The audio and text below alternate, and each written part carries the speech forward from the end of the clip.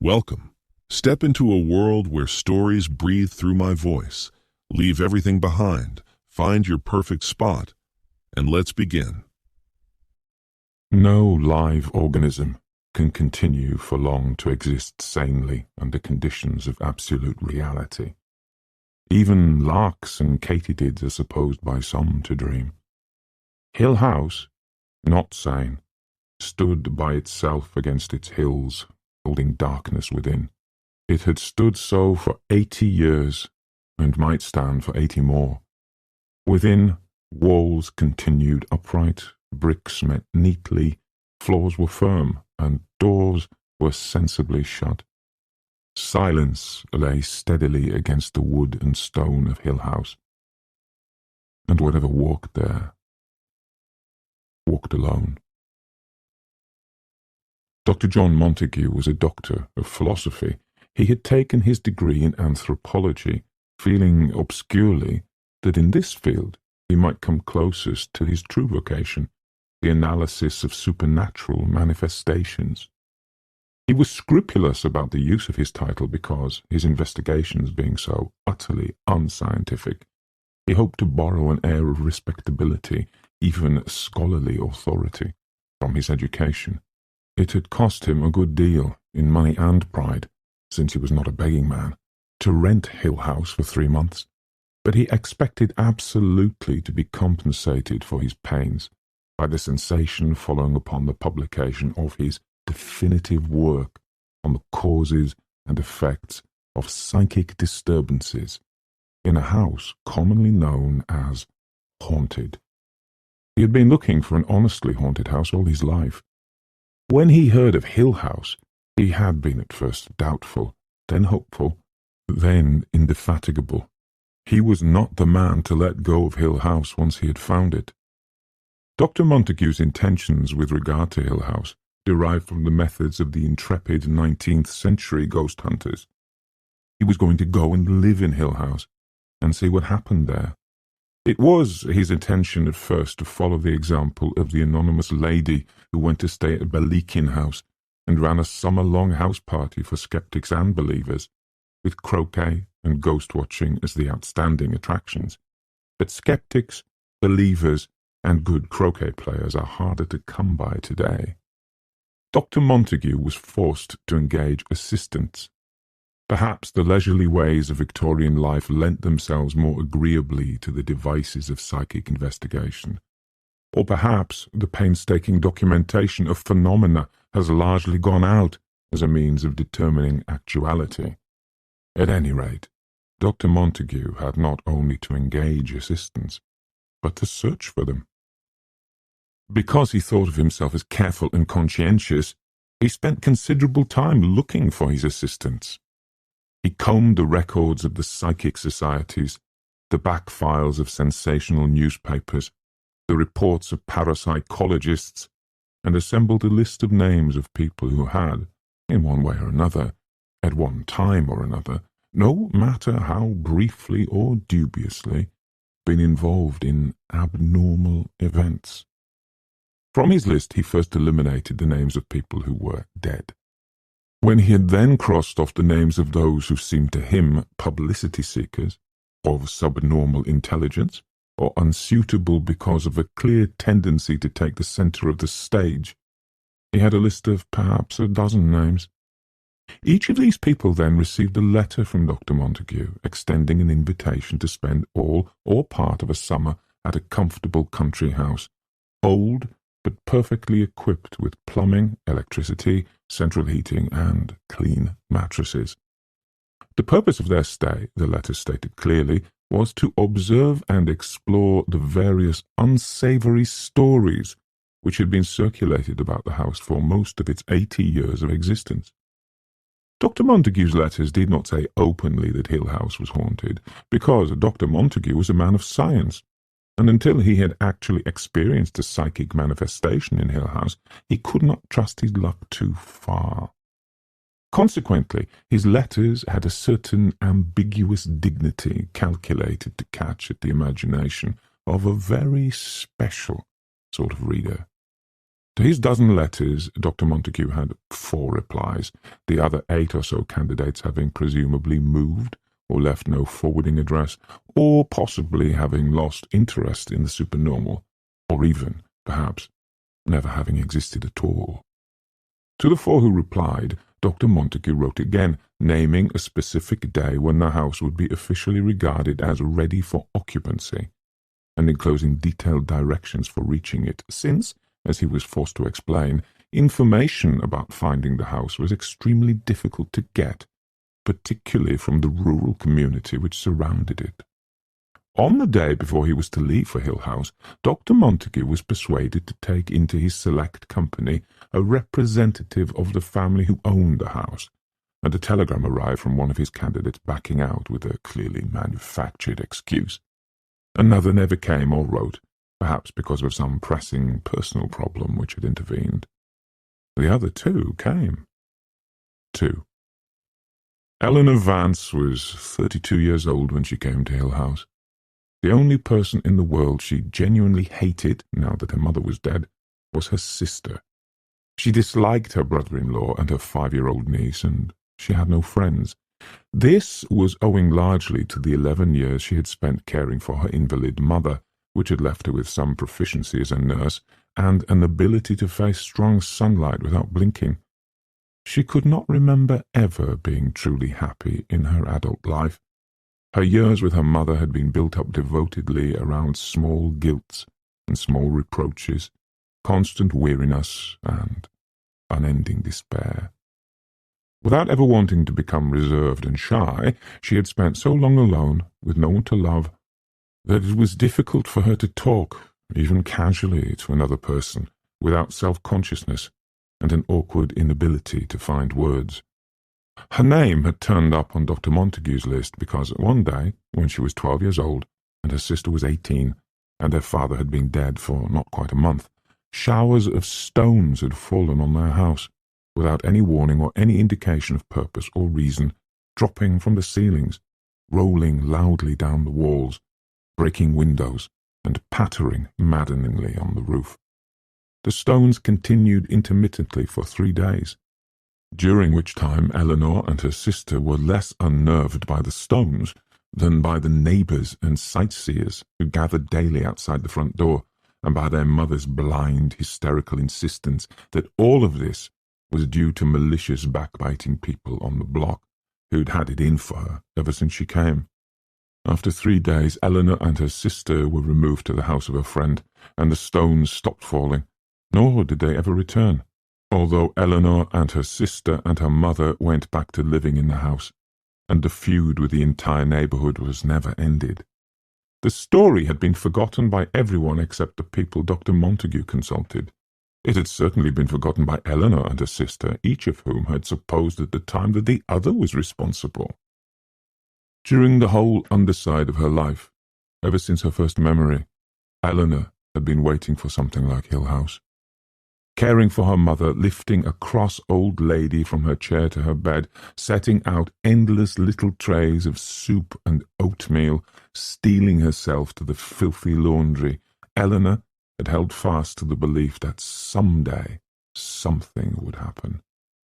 She had accepted the invitation to Hill House by return mail, although her brother-in-law had insisted upon calling a couple of people to make sure that this doctor fellow was not aiming to introduce Eleanor to savage rites, not unconnected with matters Eleanor's sister deemed it improper for an unmarried young woman to know. Perhaps Eleanor's sister whispered in the privacy of the marital bedroom.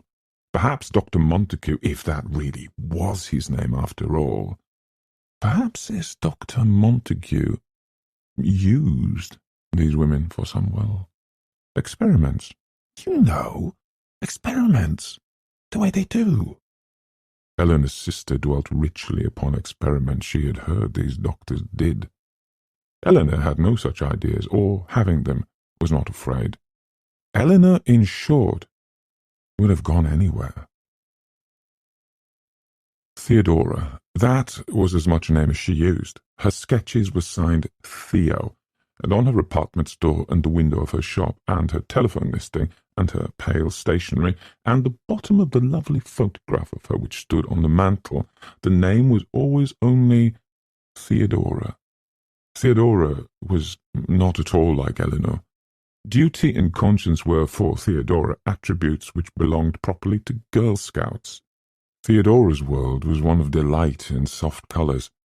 She had come onto Dr. Montague's list because, going laughing into the laboratory, bringing with her a rush of floral perfume, she had somehow been able, amused and excited over her own incredible skill, to identify correctly 18 cards out of 20, 15 cards out of 20, 19 cards out of 20, held up by an assistant out of sight and hearing. The name of Theodora shone in the records of the laboratory, and so came inevitably to Dr. Montague's attention. Theodora had been entertained by Dr. Montague's first letter, and answered it out of curiosity. Perhaps the wakened knowledge in Theodora, which told her the names of symbols on cards held out of sight, urged her on her way towards Hill House, and yet fully intended to decline the invitation.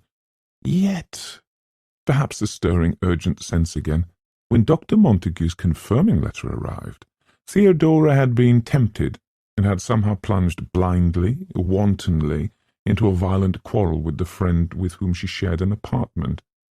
Things were said on both sides, which only time could eradicate. Theodora had deliberately and heartlessly smashed the lovely little figurine her friend had carved of her, and her friend had cruelly ripped to shreds the volume of Alfred de Musset, which had been a birthday present from Theodora, taking particular pains with a page that bore Theodora's loving, teasing inscription. These acts were, of course, unforgettable, and before they could laugh over them together, time would have to go by. Theodora had written that night, accepting Dr. Montague's invitation, and departed in cold silence the next day. Luke Sanderson was a liar. He was also a thief. His aunt, who was the owner of Hill House, was fond of pointing out that her nephew had the best education, the best clothes, the best taste, and the worst companions of anyone she had ever known. She would have leaped at any chance to put him safely away for a few weeks.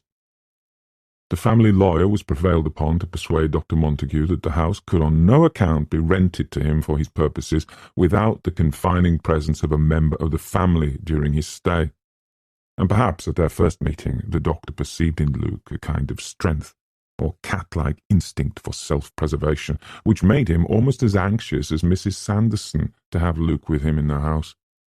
At any rate, Luke was amused, his aunt grateful, and Dr. Montague more than satisfied.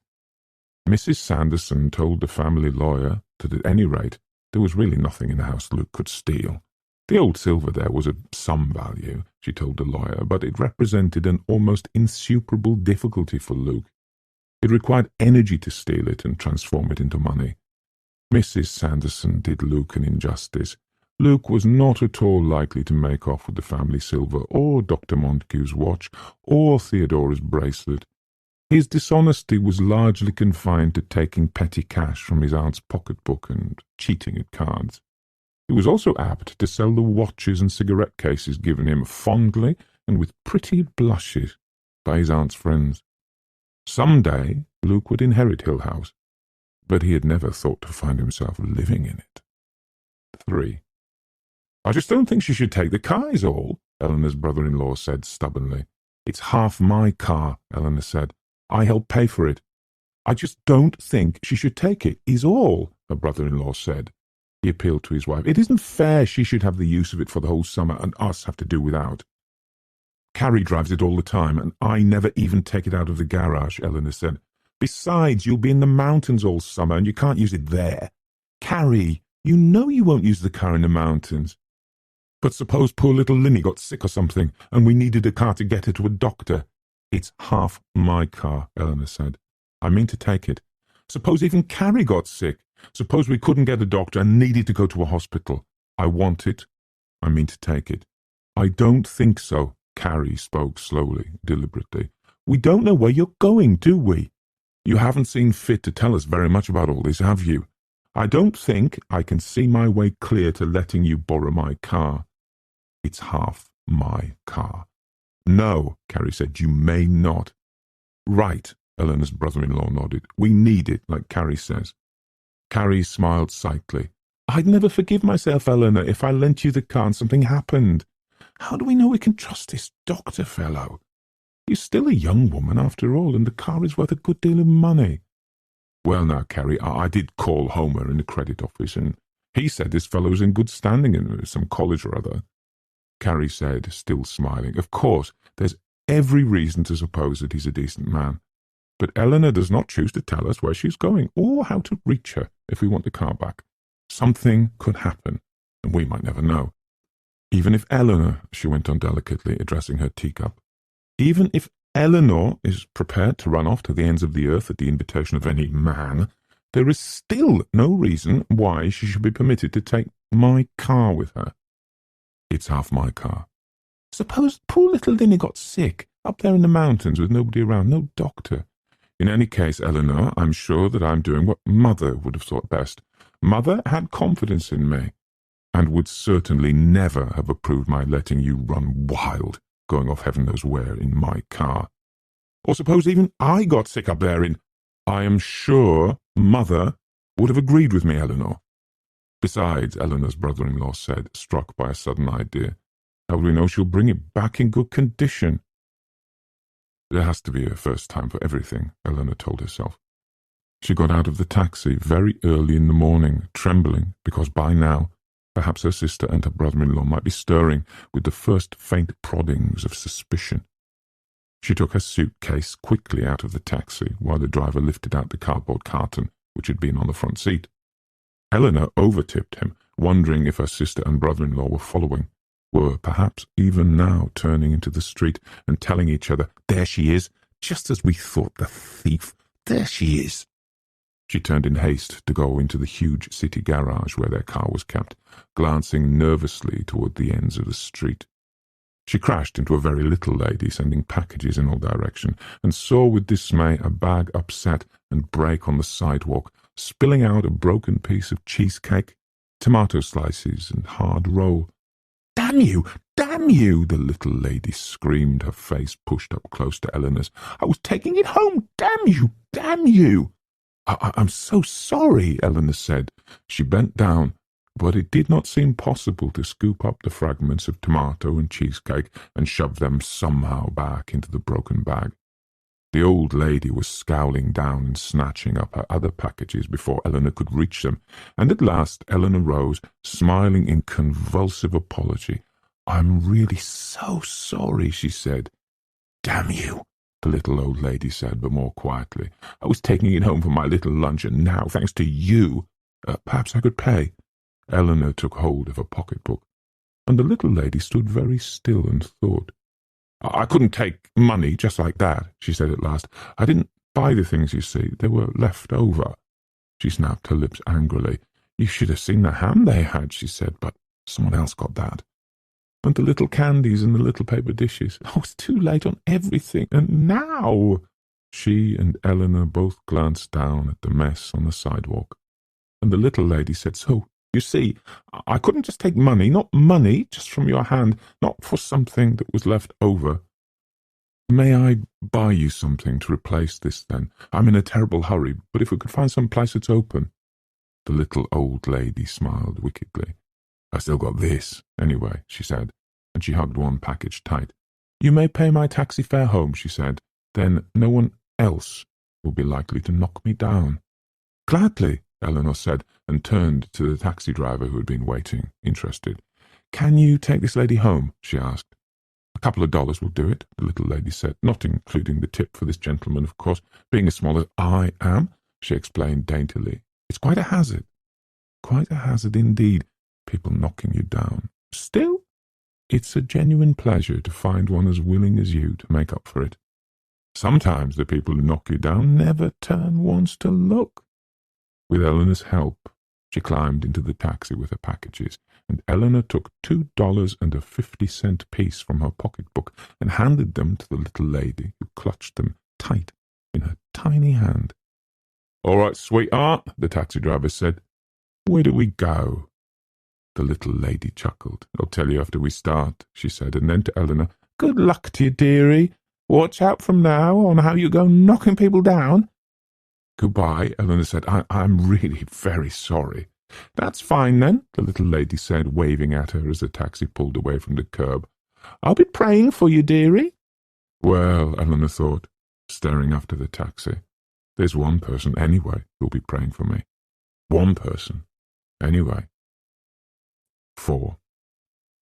It was the first genuinely shining day of summer, a time of year which brought Eleanor always to aching memories of her early childhood, when it had seemed to be summer all the time. She couldn't remember a winter before her father's death, or a cold, wet day. She had taken to wondering lately, during these swift-counted years, what had been done with all those wasted summer days. How could she have spent them so wantonly? "I am foolish," she told herself early every summer.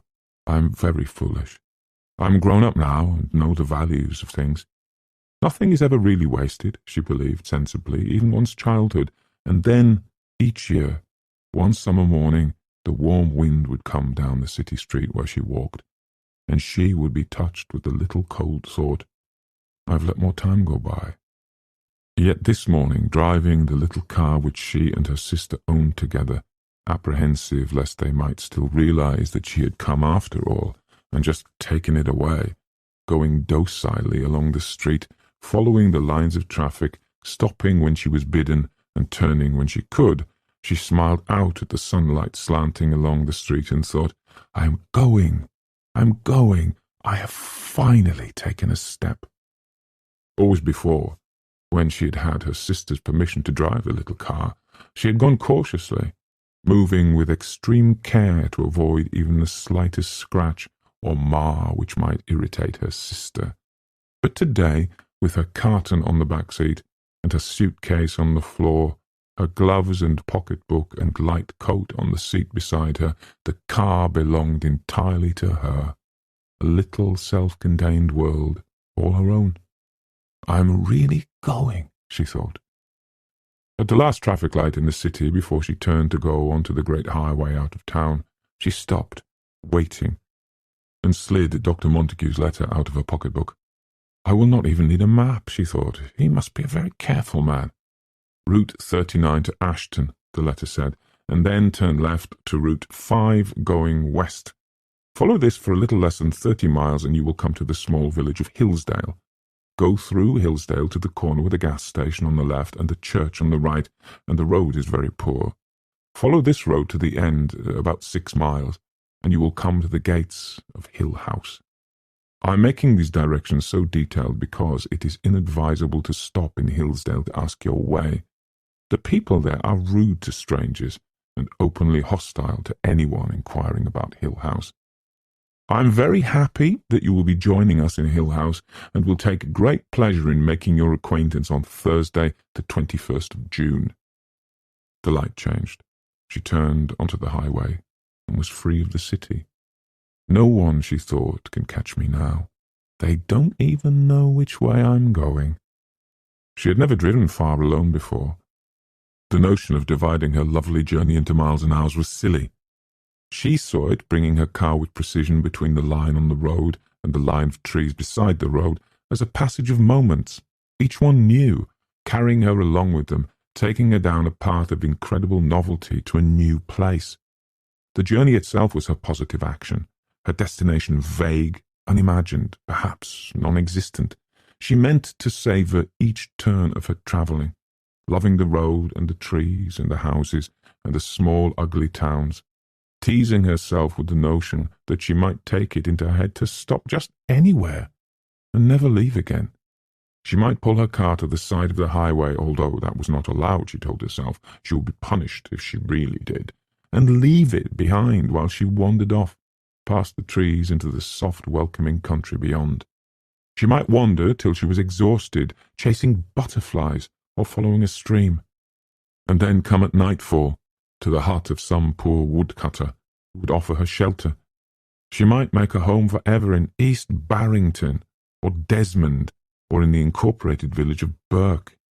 She might never leave the road at all, but just hurry on until the wheels of the car were worn to nothing, and she had come to the end of the world.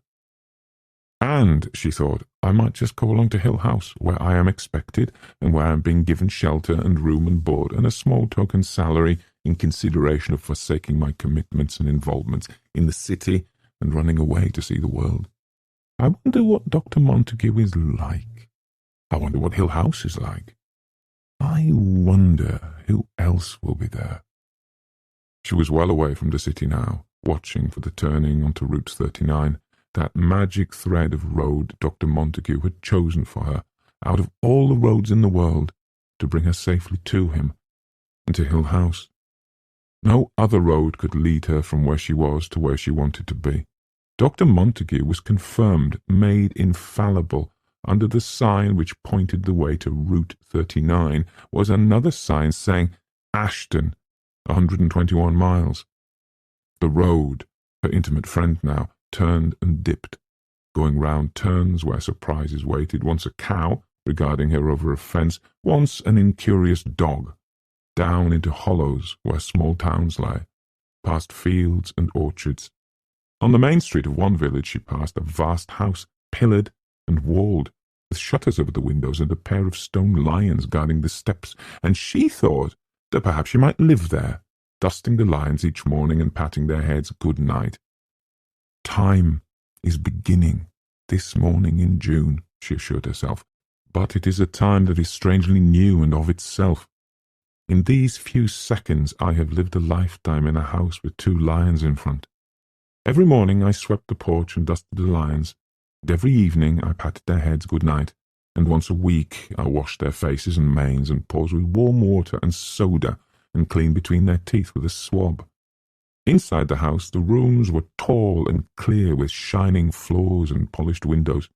A little dainty old lady took care of me, moving starchily with a silver tea service on a tray, and bringing me a glass of elderberry wine each evening for my health's sake. I took my dinner alone in the long, quiet dining room at the gleaming table.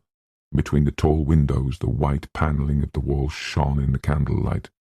I dined upon a bird and radishes from the garden, and homemade plum jam. When I slept, it was under a canopy of white organdy, and a nightlight guarded me from the hall.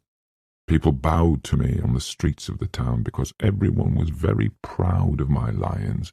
When I died— She had left the town far behind now, and was going past dirty, closed lunch stands and torn signs. There had been a fair somewhere near here once, long ago, with motorcycle races. The signs still carried fragments of words. Dare, one of them read, and another, evil. And she laughed at herself, perceiving how she sought out omens everywhere. The word is daredevil, Eleanor, daredevil drivers. And she slowed her car because she was driving too fast and might reach Hill House too soon.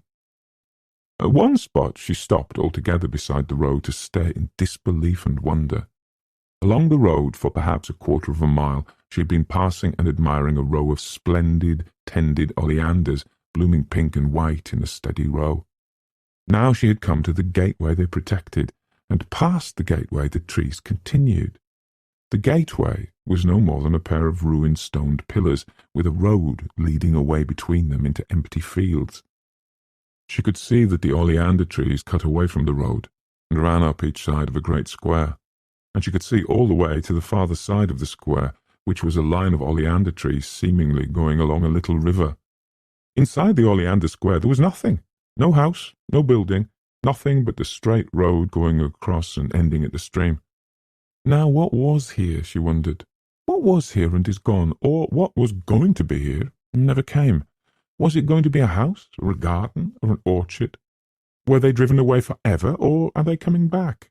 Oleanders are poisonous, she remembered. Could they be here guarding something?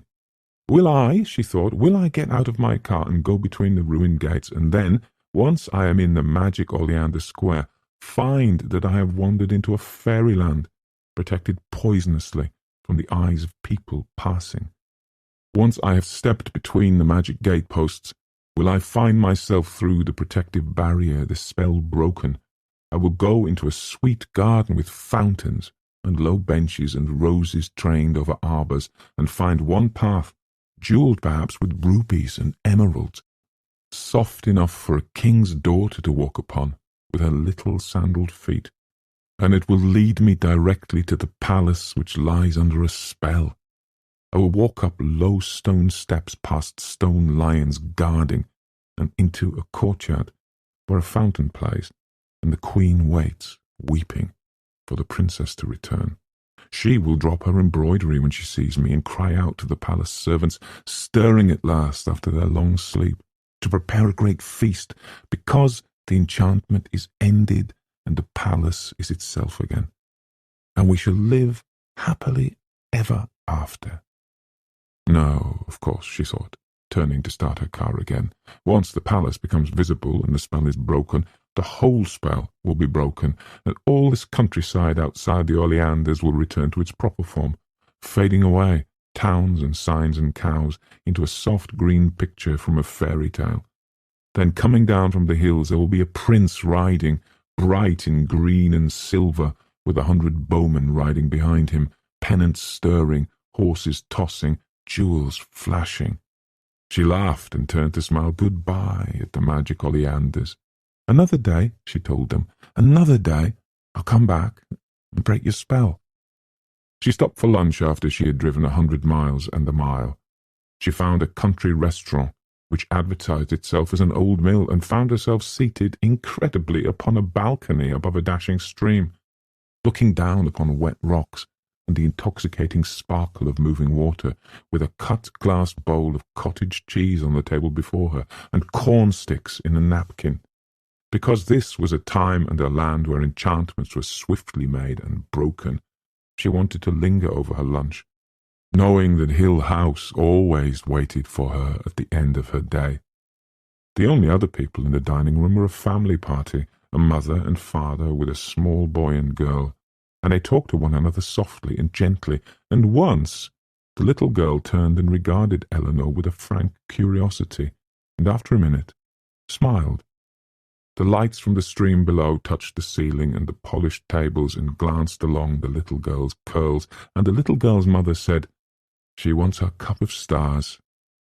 Eleanor looked up surprised. The little girl was sliding back into her chair, sullenly refusing her milk, while her father frowned and her brother giggled, and her mother said calmly, "She wants her cup of stars." Indeed, yes, Eleanor thought. Indeed, so do I. A cup of stars. Of course. A little cup, the mother was explaining, smiling apologetically at the waitress, who was thunderstruck at the thought that the mill's good country milk was not rich enough for the little girl. "It has stars at the bottom, and she always drinks her milk from it at home. She calls it her cup of stars because she can see the stars while she drinks her milk."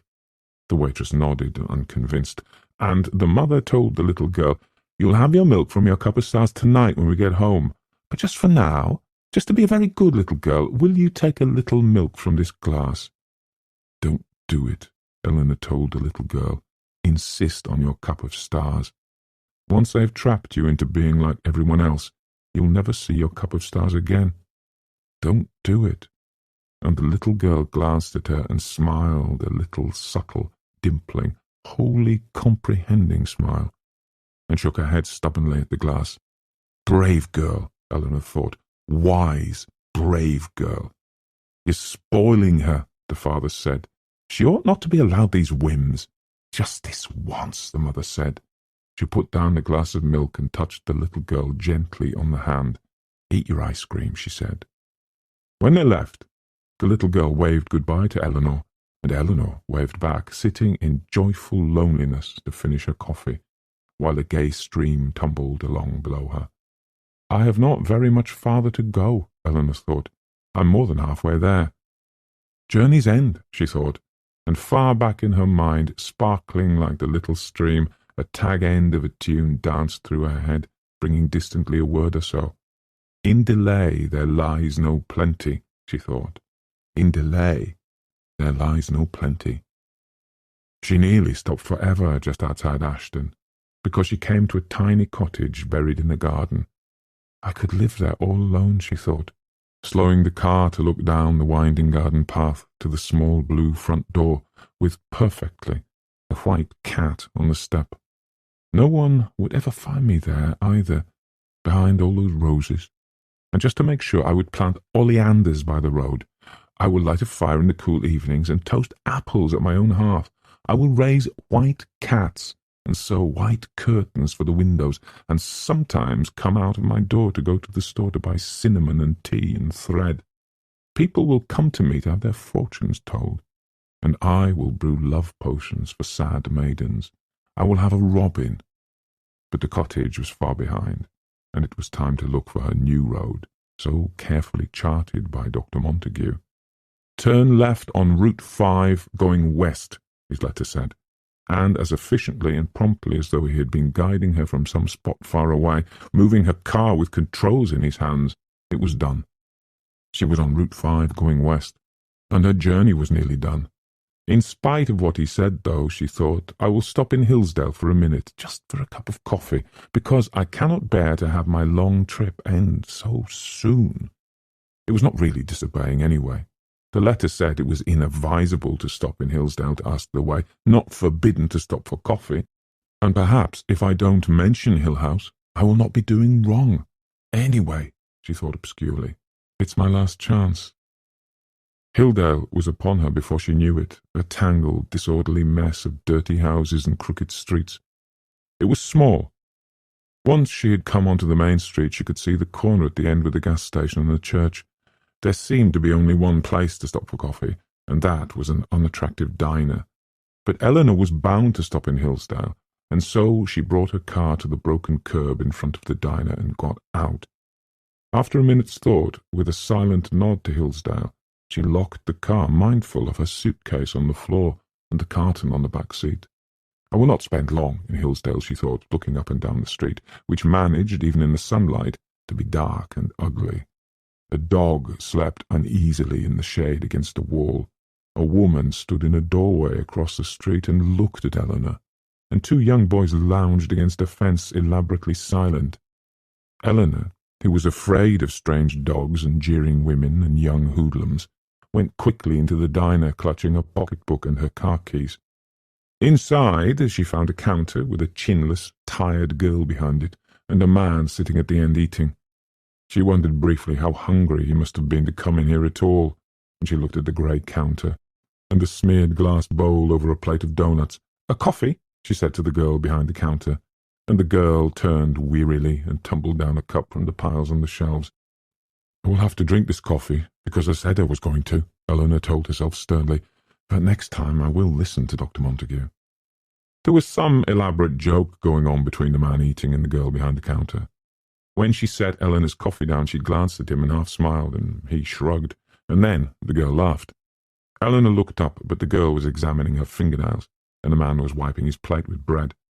Perhaps Eleanor's coffee was poisoned. It certainly looked it. Determined to plumb the village of Hillsdale to its lowest depths, Eleanor said to the girl, "I'll have one of those doughnuts too, please."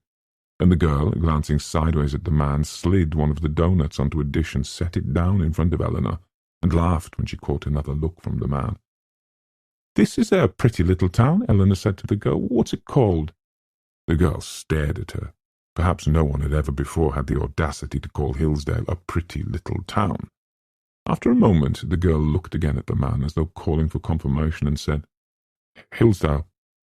Have you lived here long?" Eleanor asked. "I'm not going to mention Hill House," she assured Dr. Montague far away. "I just want to waste a little time." "Yeah," the girl said.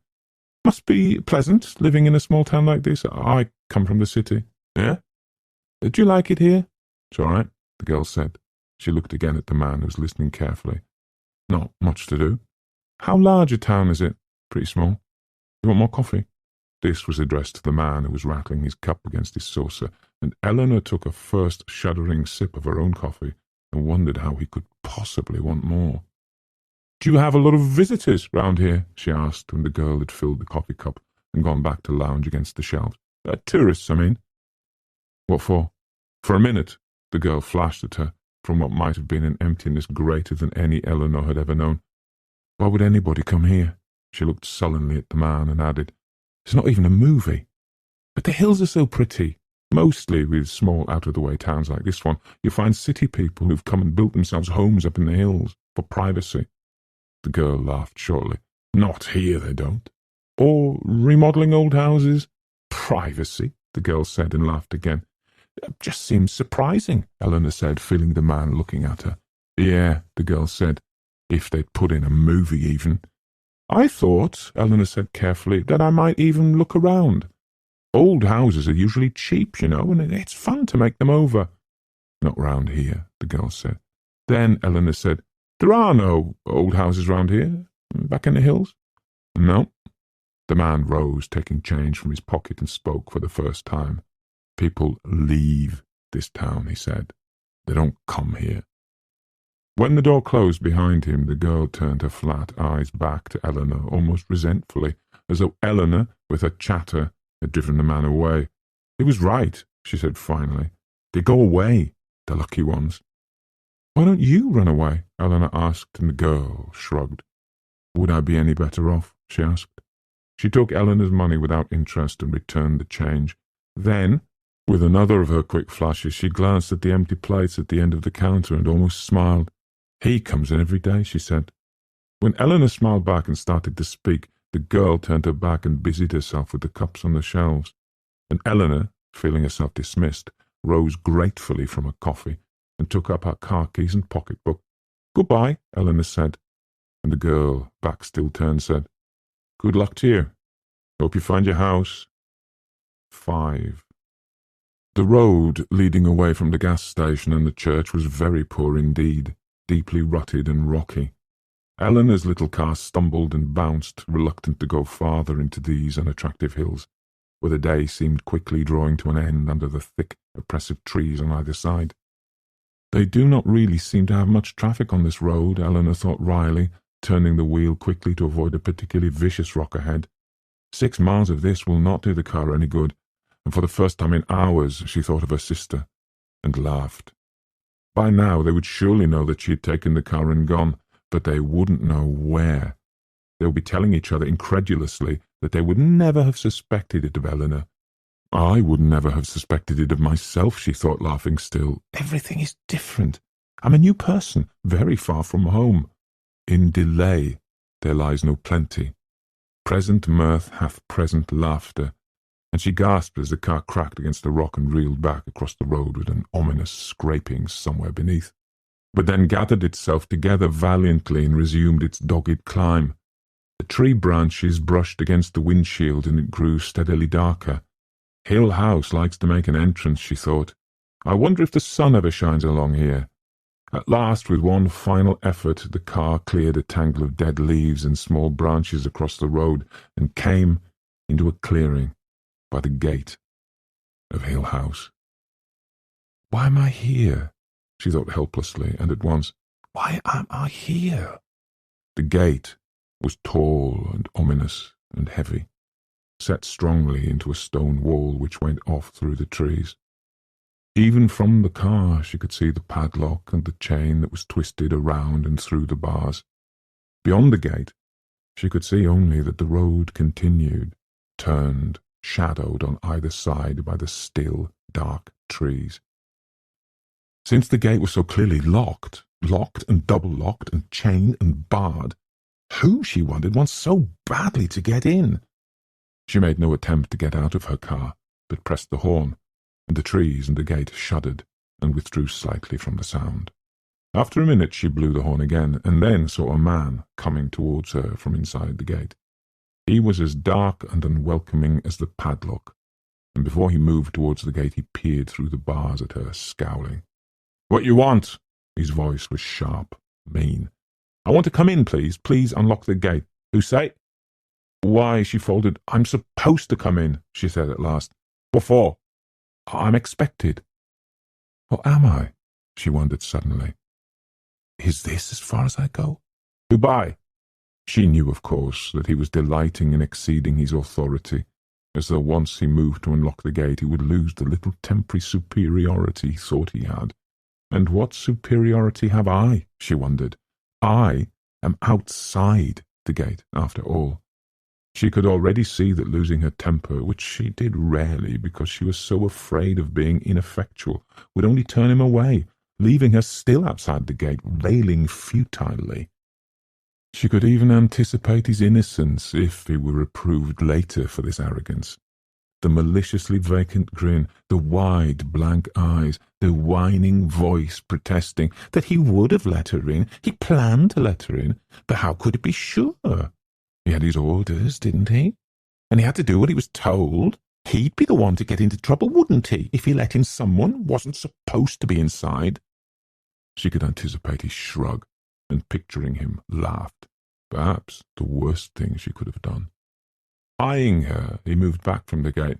"You'd better come back later," he said, and turned his back with an air of virtuous triumph. "Listen," she called after him, still trying not to sound angry. "I'm one of Dr. Montague's guests. He'll be expecting me in the house. Please listen to me." He turned and grinned at her. "They couldn't rightly be expecting you," he said, "seeing as you're the only one who's come so far." "Do you mean there's no one in the house? No one I know of? Maybe my wife getting it fixed up. So they couldn't be there exactly expecting you, now, could they?" She sat back against the car seat and closed her eyes. Hill House, she thought. You're as hard to get into as heaven. I suppose you know what you're asking for, coming here. I suppose they told you back in the city. You hear anything about this place? I heard that I was invited here as a guest of Dr. Montague's. When you open the gates, I will go inside. I'll open them. I'm going to open them. I just want to be sure you know what's waiting for you in there. You ever been here before? One of the family, maybe? He looked at her now, peering through the bars, his jeering face one more barrier after padlock and chain. I can't let you in till I'm sure, can I? What'd you say your name was? She sighed. Eleanor Vance. Not one of the family, then, I guess. You ever hear anything about this place? It's my chance, I suppose, she thought. I'm being given a last chance. I could turn my car round right here and now in front of these gates and go away from here, and no one would blame me. Anyone has a right to run away. She put her head out through the car window and said with fury, My name is Eleanor Vance. I am expected in Hill House. Unlock these gates at once. All right, deliberately making a wholly unnecessary display of fitting the key and turning it. He opened the padlock and loosened the chain and swung the gates just wide enough for the car to come through. Eleanor moved the car slowly, but the alacrity with which he leaped to the side of the road made her think for a minute that he had perceived a fleeting impulse crossing her mind. She laughed and then stopped the car because he was coming towards her safely from the side. You won't like it, he said. You be sorry I ever opened that gate. Out of the way, please, she said. You've held me up long enough. You think they could get anyone else to open this gate? You think anyone else would stay round here that long except me and my wife? You think we can't have things just about the way we want them, long as we stay around here and fix up the house and open the gates for all you city people? Think you know everything. Please get away from my car. She dared not admit to herself that he frightened her, for fear that he might perceive it. His nearness, leaning against the side of the car, was ugly, and his enormous resentment puzzled her. She had certainly made him open the gate for her, but did he think of the house and gardens inside as his own? A name from Dr. Montague's letter came into her mind, and she asked curiously, Are you Dudley the caretaker? Yes, I'm Dudley the caretaker, he mimicked her. Who else do you think will be round here? The honest old family retainer, she thought, proud and loyal and thoroughly unpleasant. You and your wife take care of the house all alone? Who else? It was his boast, his curse, his refrain. She moved restlessly, afraid to draw away from him too obviously, and yet wanting, with small motions of starting the car, to make him stand aside. I'm sure you'll be able to make us very comfortable, you and your wife, she said, putting a tone of finality into her voice. Meanwhile, I'm very anxious to get to the house as soon as possible. He snickered disagreeably. Me, now, he said. Me? I don't hang around here after dark. Grinning, satisfied with himself, he stood away from the car, and Eleanor was grateful, although awkward, starting the car under his eye. Perhaps he'll keep popping out at me all along the drive, she thought, a sneering Cheshire cat, yelling each time that I should be happy to find anyone willing to hang around this place, until dark, anyway. To show that she was not at all affected by the thought of the face of Dudley, the caretaker between the trees, she began to whistle, a little annoyed to find that the same tune still rang through her head. Present mirth hath present laughter, and she told herself crossly that she must really make an effort to think of something else. She was sure that the rest of the words must be wholly unsuitable to hide so stubbornly from her memory, and probably wholly disreputable to be caught singing on her arrival at Hill House. Over the trees, occasionally between them and the hills, she caught glimpses of what must be the roofs, perhaps a tower, of Hill House. They made houses so oddly back when Hill House was built, she thought. They put towers and turrets and buttresses and wooden lace on them, even sometimes Gothic spires and gargoyles. Nothing was ever left undecorated. Perhaps Hill House has a tower, or a secret chamber, or even a passageway going off into the hills and probably used by smugglers. Although, what could smugglers find to smuggle around these lonely hills? Perhaps I will encounter a devilishly handsome smuggler and— She turned her car onto the last stretch of straight drive leading her directly, face to face, to Hill House, and moving, without thought, pressed her foot on the brake to stall the car and sat staring. The house was vile. She shivered and thought, the words coming freely into her mind. Hill House is vile. It's diseased. Get away from here at once. 2. No human eye can isolate the unhappy coincidence of line and place, which suggests evil in the face of a house. And yet, somehow, a maniac juxtaposition, a badly turned angle, some chance meeting of roof and sky, turned Hill House into a place of despair. More frightening because the face of Hill House seemed awake, with a watchfulness from the blank windows, and a touch of glee in the eyebrow of a cornice. Almost any house, caught unexpectedly or at an odd angle, can turn a deeply humorous look on a watching person. Even a mischievous little chimney or a dormer like a dimple can catch up a beholder with a sense of fellowship. But a house, arrogant and hating, never off guard, can only be evil.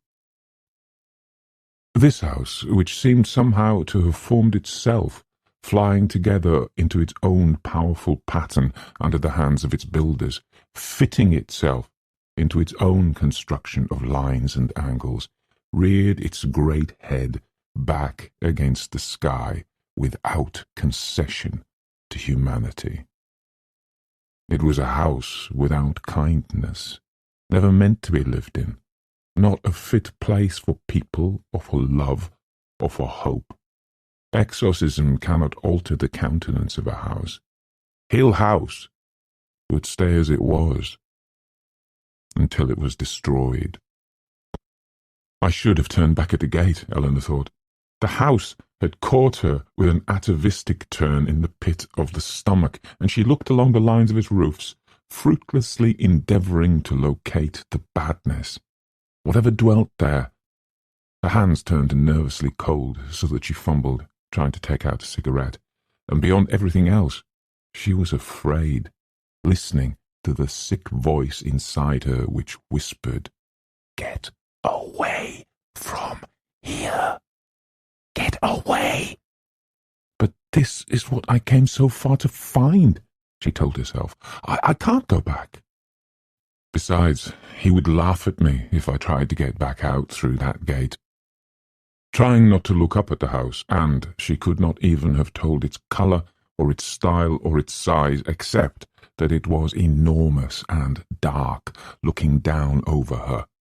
She started the car again, and drove up the last bit of driveway directly to the steps which led in a forthright, no-escape manner onto the veranda, and aimed at the front door. The drive turned off on either side to encircle the house, and probably later she could take her car around and find a building of some kind to put it in.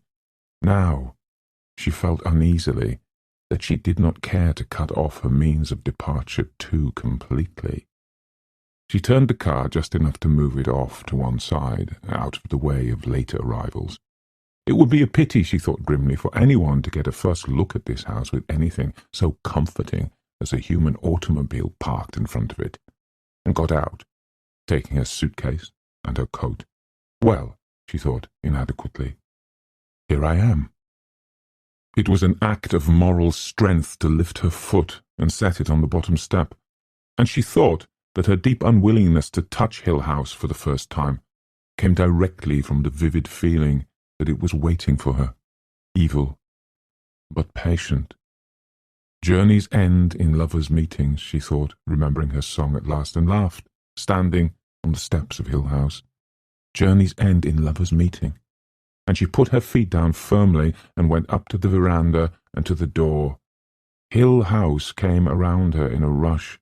She was enshadowed, and the sound of her feet on the wood of the veranda was an outrage in the utter silence, as though it had been a very long time since feet stamped across the boards of Hill House. She brought her hand up to the heavy iron knocker that had a child's face, determined to make more noise and yet more, so that Hill House might be very sure she was there. And then the door opened without warning, and she was looking at a woman who, if like ever merited like, could only be the wife of the man at the gate. "Mrs. Dudley," she said, catching her breath, "I'm Eleanor Vance. I'm expected." Silently the woman stood aside.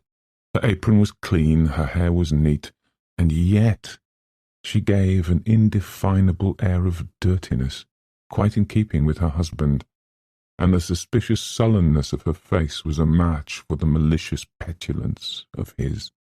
"No," Eleanor told herself, "it's partly because everything seems so dark around here, and partly because I expected that man's wife to be ugly. If I hadn't seen Hill House, would I be so unfair to these people? They only take care of it, after all." The hall in which they stood was overfull of dark wood and weighty carving, dim under the heaviness of the staircase which lay back from the farther end. Above, there seemed to be another hallway going the width of the house. She could see a wide landing, and then, across the staircase, well, doors closed along the upper hall. On either side of her now were great double doors carved with fruit and grain and living things. All the doors she could see in this house were closed. When she tried to speak, her voice was drowned in the dim stillness, and she had to try again to make a sound. Can you take me to my room?" she asked at last, gesturing towards her suitcase on the floor, and watching the wavering reflection of her hand going down and down into the deep shadows of the polished floor. "I gather I'm the first one here. You did say you were Mrs. Dudley." "I think I'm going to cry," she thought, like a child sobbing and wailing. "I don't like it here." Mrs. Dudley turned and started up the stairs, and Eleanor took up her suitcase and followed, hurrying after anything else alive in this house. "No," she thought, "I don't like it here." Mrs. Dudley came to the top of the stairs and turned right, and Eleanor saw that with some rare perception the builders of the house had given up any attempt at style, probably after realizing what the house was going to be, whether they chose it or not, and had, on the second floor, set in a long straight hall to accommodate the doors to the bedrooms. She had a quick impression of the builders finishing off the second and third stories of the house with a kind of indecent haste, eager to finish their work without embellishment and get out of there, following the simplest possible pattern for the rooms. At the left end of the hall was a second staircase, probably going from servants' rooms on the third floor down past the second to the service rooms below. At the right end of the hall another room had been set in, perhaps, since it was on the end, to get the maximum amount of sun and light. Except for a continuation of the dark woodwork and what looked like a series of poorly executed engravings arranged with unlovely exactness along the hall in either direction, nothing broke the straightness of the hall except a series of doors, all closed. Mrs. Dudley crossed the hall and opened a door, perhaps at random. "This is the blue room," she said. From the turn in the staircase, Eleanor assumed that the room would be at the front of the house. Sister Anne, she thought, and moved gratefully towards the light from the room. "How nice," she said, standing in the doorway, but only from the sense that she must say something. It was not nice at all, and only barely tolerable. It held enclosed the same clashing disharmony that marked Hill House throughout. Mrs. Dudley turned aside to let Eleanor come in and spoke, apparently to the wall. "I set dinner on the dining-room sideboard at 6 sharp," she said. "You can serve yourselves. I'll clear up in the morning. I'll have breakfast ready for you at 9. That's the way I agreed to do. I can't keep the rooms up the way you'd like, but there's no one else you could get that would help me. I don't wait on people. What I agreed to, it doesn't mean I wait on people." Eleanor nodded, standing uncertainly in the doorway. "I don't stay after I set out dinner," Mrs. Dudley went on. "Not after it begins to get dark. I leave before dark comes." "I know," Eleanor said. "We live over in the town, 6 miles away." "Yes," Eleanor said, remembering Hillsdale. "So there won't be anyone around if you need help." "I understand. We couldn't even hear you in the night." "I don't suppose. No one could. No one lives any nearer than the town. No one else will come any nearer than that." "I know," Eleanor said tiredly. "In the night," Mrs. Dudley said, and smiled outright. "In the dark," she said, and closed the door behind her. Eleanor almost giggled, thinking of herself calling, "Oh, Mrs. Dudley, I need your help in the dark." And then she shivered. 2.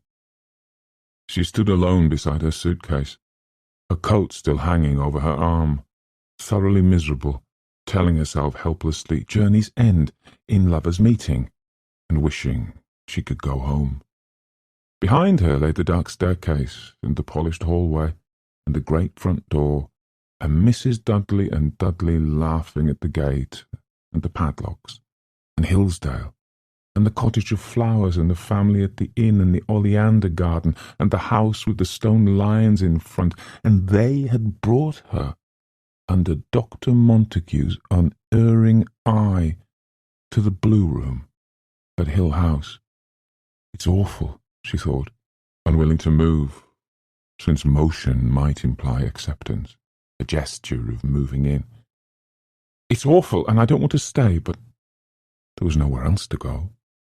Dr. Montague's letter had brought her this far, and could take her no farther.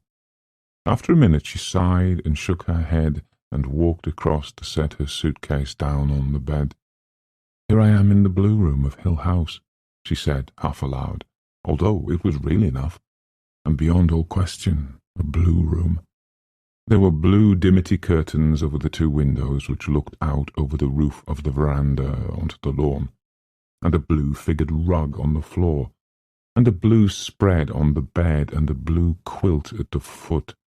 The walls, dark woodwork to shoulder height, were blue-figured paper above, with a design of tiny blue flowers, wreathed and gathered and delicate. Perhaps someone had once hoped to lighten the air of the blue room in Hill House with a dainty wallpaper, not seeing how such a hope would evaporate in Hill House, leaving only the faintest hint of its existence, like an almost inaudible echo of sobbing far away. Eleanor shook herself, turning to see the room complete. It had an unbelievably faulty design, which left it chillingly wrong in all its dimensions, so that the walls seemed always in one direction a fraction longer than the eye could endure, and in another direction a fraction less than the barest possible tolerable length. "This is where they want me to sleep," Eleanor thought incredulously. "What nightmares are waiting, shadowed in those high corners?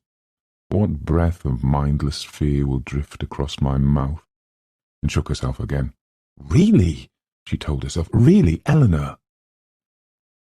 She opened her suitcase on the high bed, and slipping off her stiff city shoes with grateful relief, began to unpack.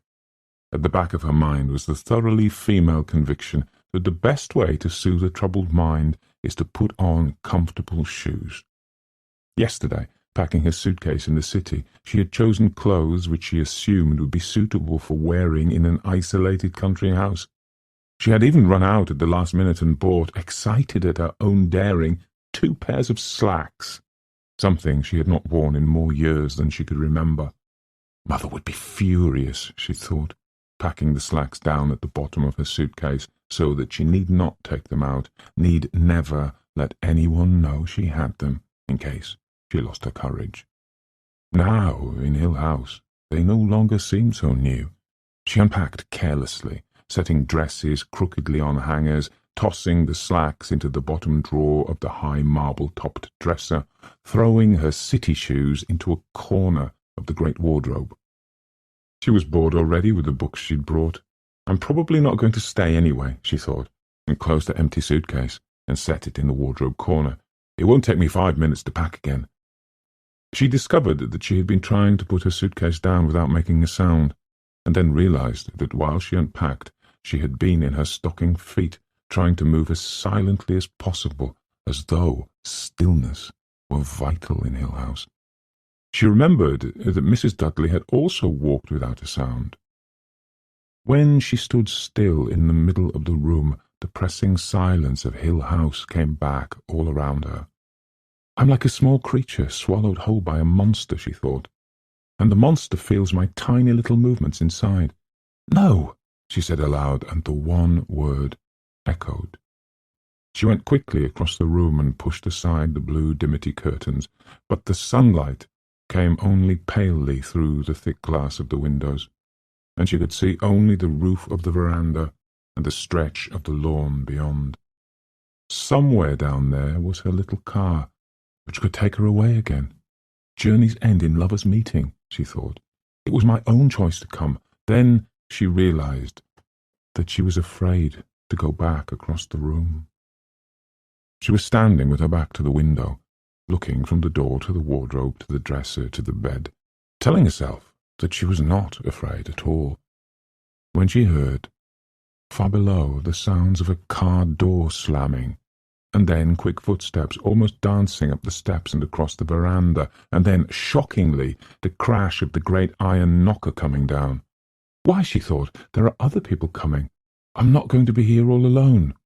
Almost laughing, she ran across the room and into the hall to look down the staircase into the hallway below. Thank heaven you're here, she said, peering through the dimness. Thank heaven somebody's here. She realized without surprise that she was speaking as though Mrs. Dudley could not hear her, although Mrs. Dudley stood straight and pale in the hall. Come on up, Eleanor said. You'll have to carry your own suitcase. She was breathless and seemed unable to stop talking. Her usual shyness melted away by relief. My name's Eleanor Vance, she said, and I'm so glad you're here. I'm Theodora, just Theodora. This bloody house. It's just as bad up here. Come on up. Make her give you the room next to mine. Theodora came up the heavy stairway after Mrs. Dudley, looking incredulously at the stained-glass window on the landing, the marble urn in a niche, the patterned carpet. Her suitcase was considerably larger than Eleanor's and considerably more luxurious, and Eleanor came forward to help her, glad that her own things were safely put away out of sight.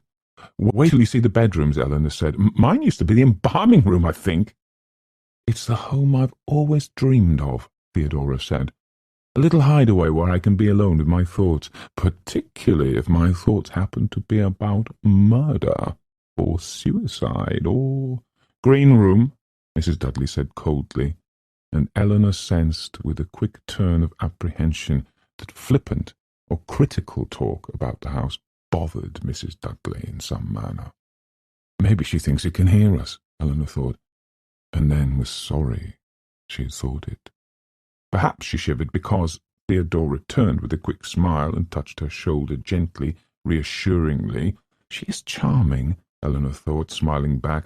Not at all the sort of person who belongs in this dreary, dark place. But then, probably, I don't belong here either. I'm not the sort of person for Hill House. But I can't think of anybody who would be.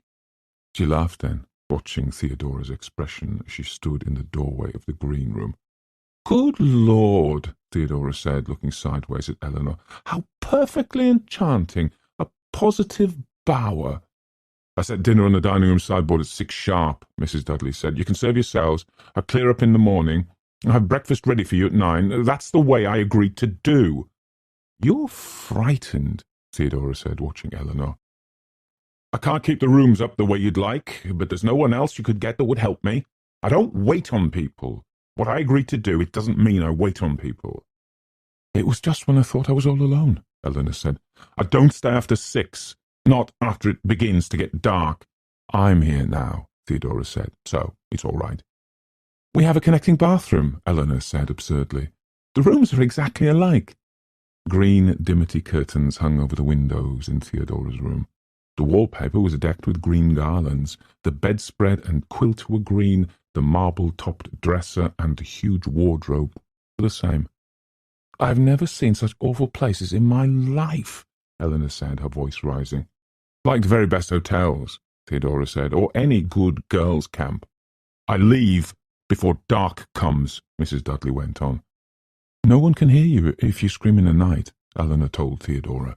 She realized that she was clutching at the doorknob and, under Theodora's quizzical eye, unclenched her fingers and walked steadily across the room. We'll have to find some way of opening these windows, she said. So there won't be anyone around if you need help, Mrs. Dudley said. We couldn't hear you, even in the night. No one could. All right now? Theodora asked, and Eleanor nodded. No one lives any nearer than the town. No one else will come any nearer than that. You're probably just hungry, Theodora said, and I'm starved myself. She set her suitcase on the bed and slipped off her shoes. Nothing, she said, upsets me more than being hungry. I snarl and snap and burst into tears. She lifted a pair of softly tailored slacks out of the suitcase. In the night, Mrs. Dudley said. She smiled. In the dark, she said, and closed the door behind her. After a minute, Eleanor said, She also walks without making a sound. Delightful old body, Theodora turned, regarding her room. I take it back, that about the best hotel, she said.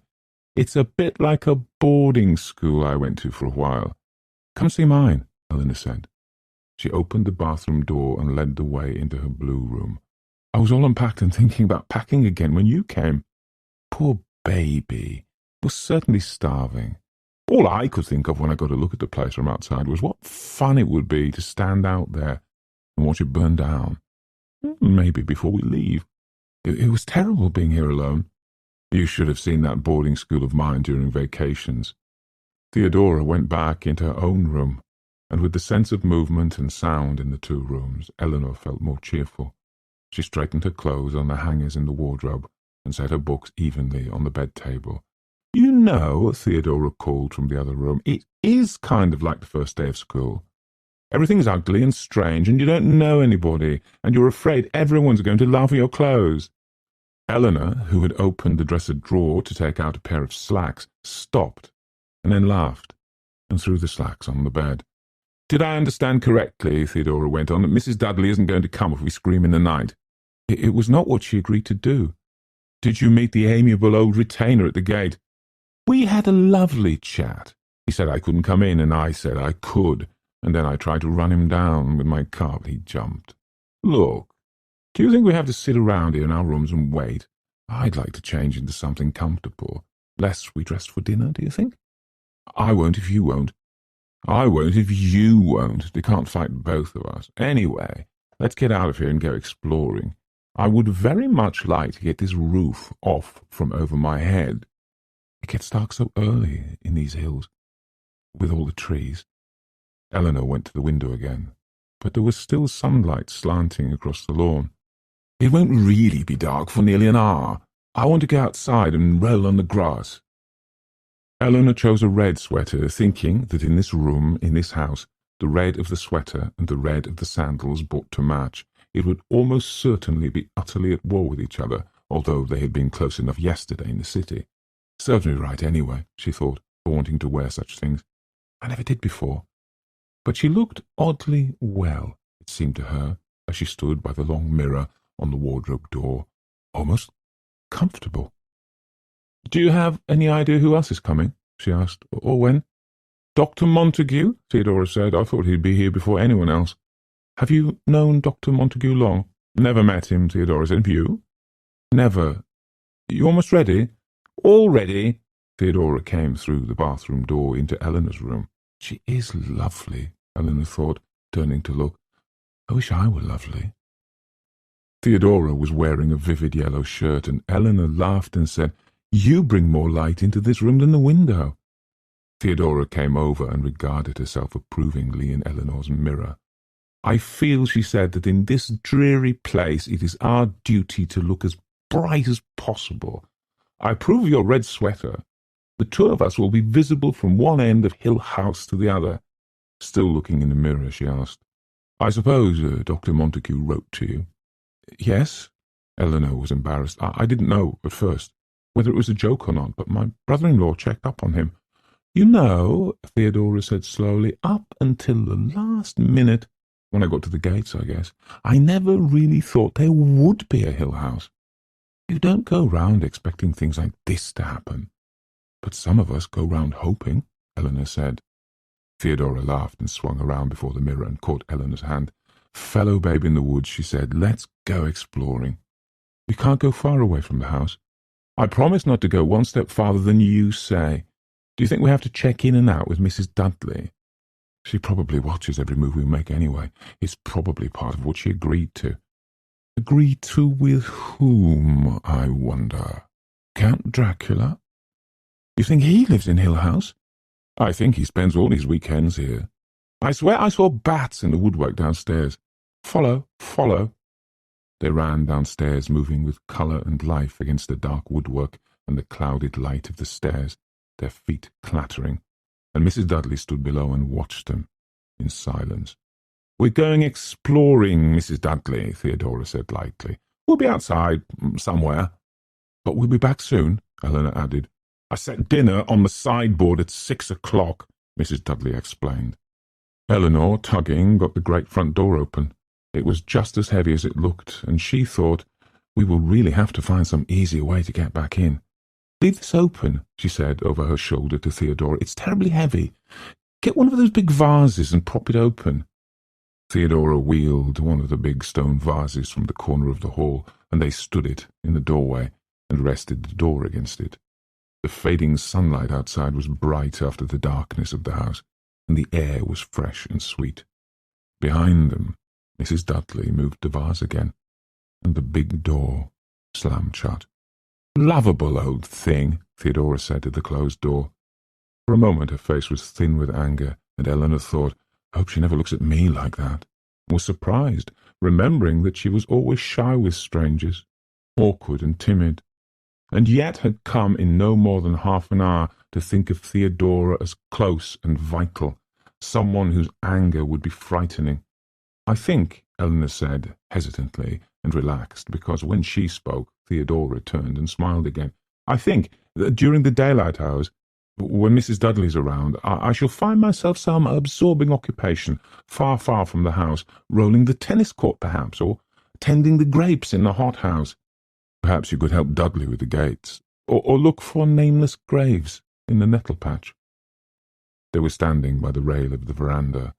From there, they could see down the drive to the point where it turned among the trees again, and down over the soft curve of the hills to the distant small line, which might have been the main highway, the road back to the cities from which they had come. Except for the wires which ran to the house from a spot among the trees, there was no evidence that Hill House belonged in any way to the rest of the world. Eleanor turned and followed the veranda. It went, apparently, all around the house. Oh, look, she said, turning the corner. Behind the house the hills were piled in great pressing masses, flooded with summer green now, rich and still. It's why they called it Hill House, Eleanor said inadequately. It's altogether Victorian, Theodora said. They simply wallowed in this kind of great, billowing, overdone sort of thing, and buried themselves in folds of velvet and tassels and purple plush. Anyone before them or after would have put this house right up there on top of those hills where it belongs, instead of snuggling it down here. If it were on top of the hill, everyone could see it. I vote for keeping it well hidden where it is. All the time I'm here, I'm going to be terrified, Theodora said, thinking one of those hills will fall on us. They don't fall on you. They just slide down, silently and secretly, rolling over you while you try to run away. Thank you, Theodora said in a small voice. What Mrs. Dudley has started, you have completed nicely. I shall pack and go home at once. Believing her for a minute, Eleanor turned and stared, and then saw the amusement on her face and thought, she's much braver than I am.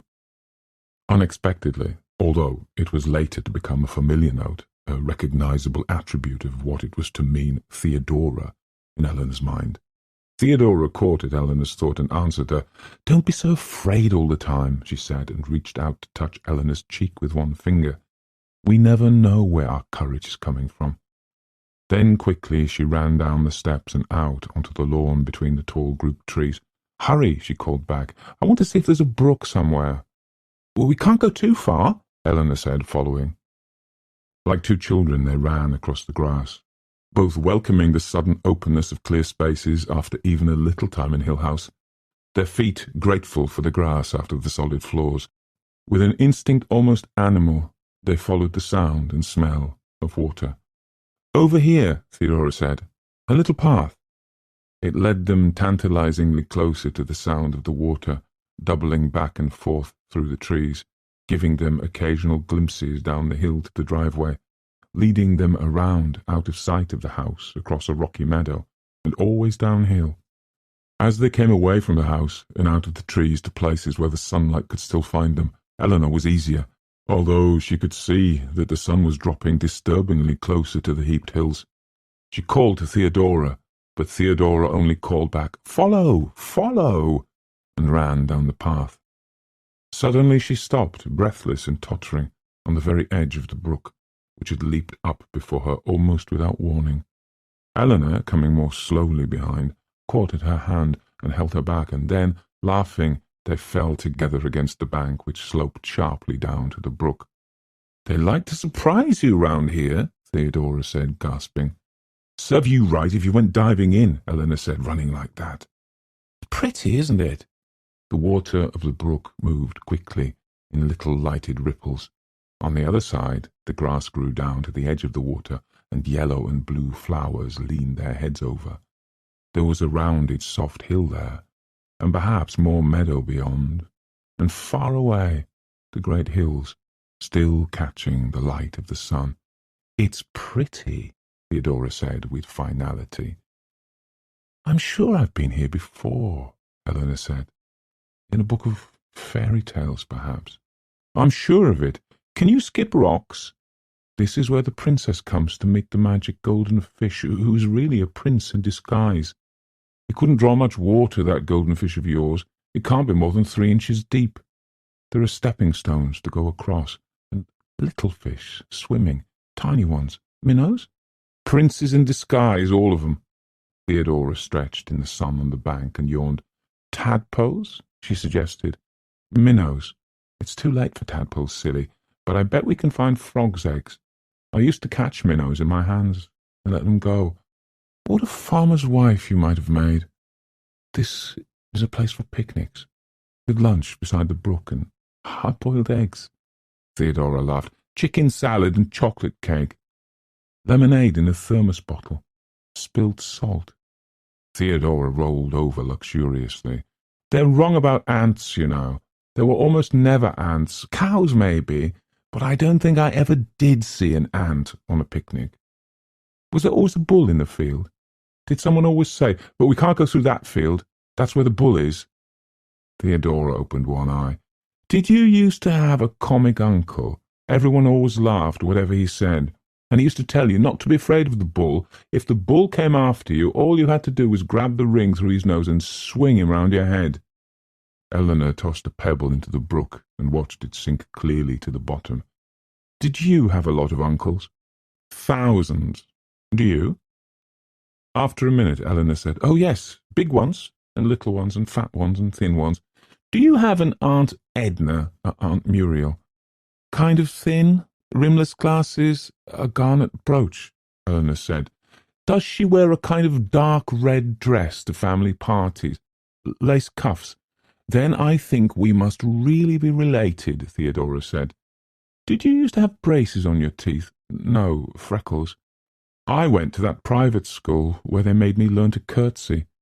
I always had colds all winter long. My mother made me wear woolen stockings. My mother made my brother take me to dances, and I used to curtsy like mad. My brother still hates me.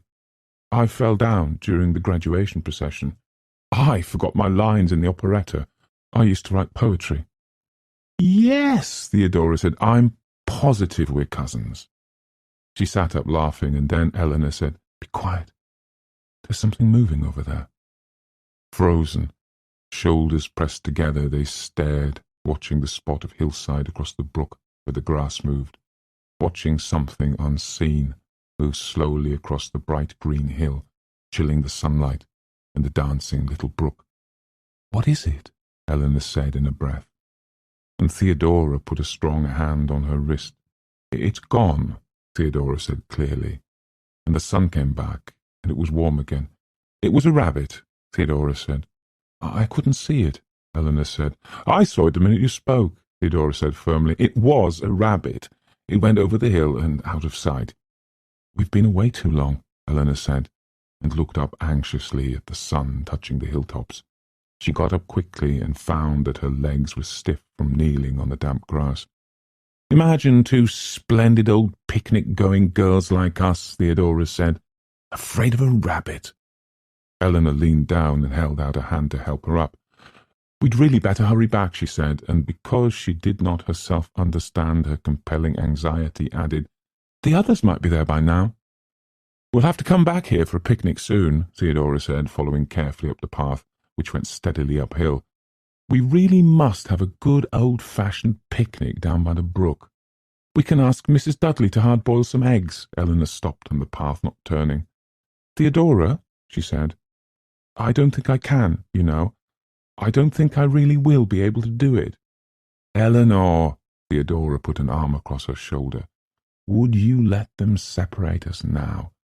Now that we've found out we're cousins? Chapter 3.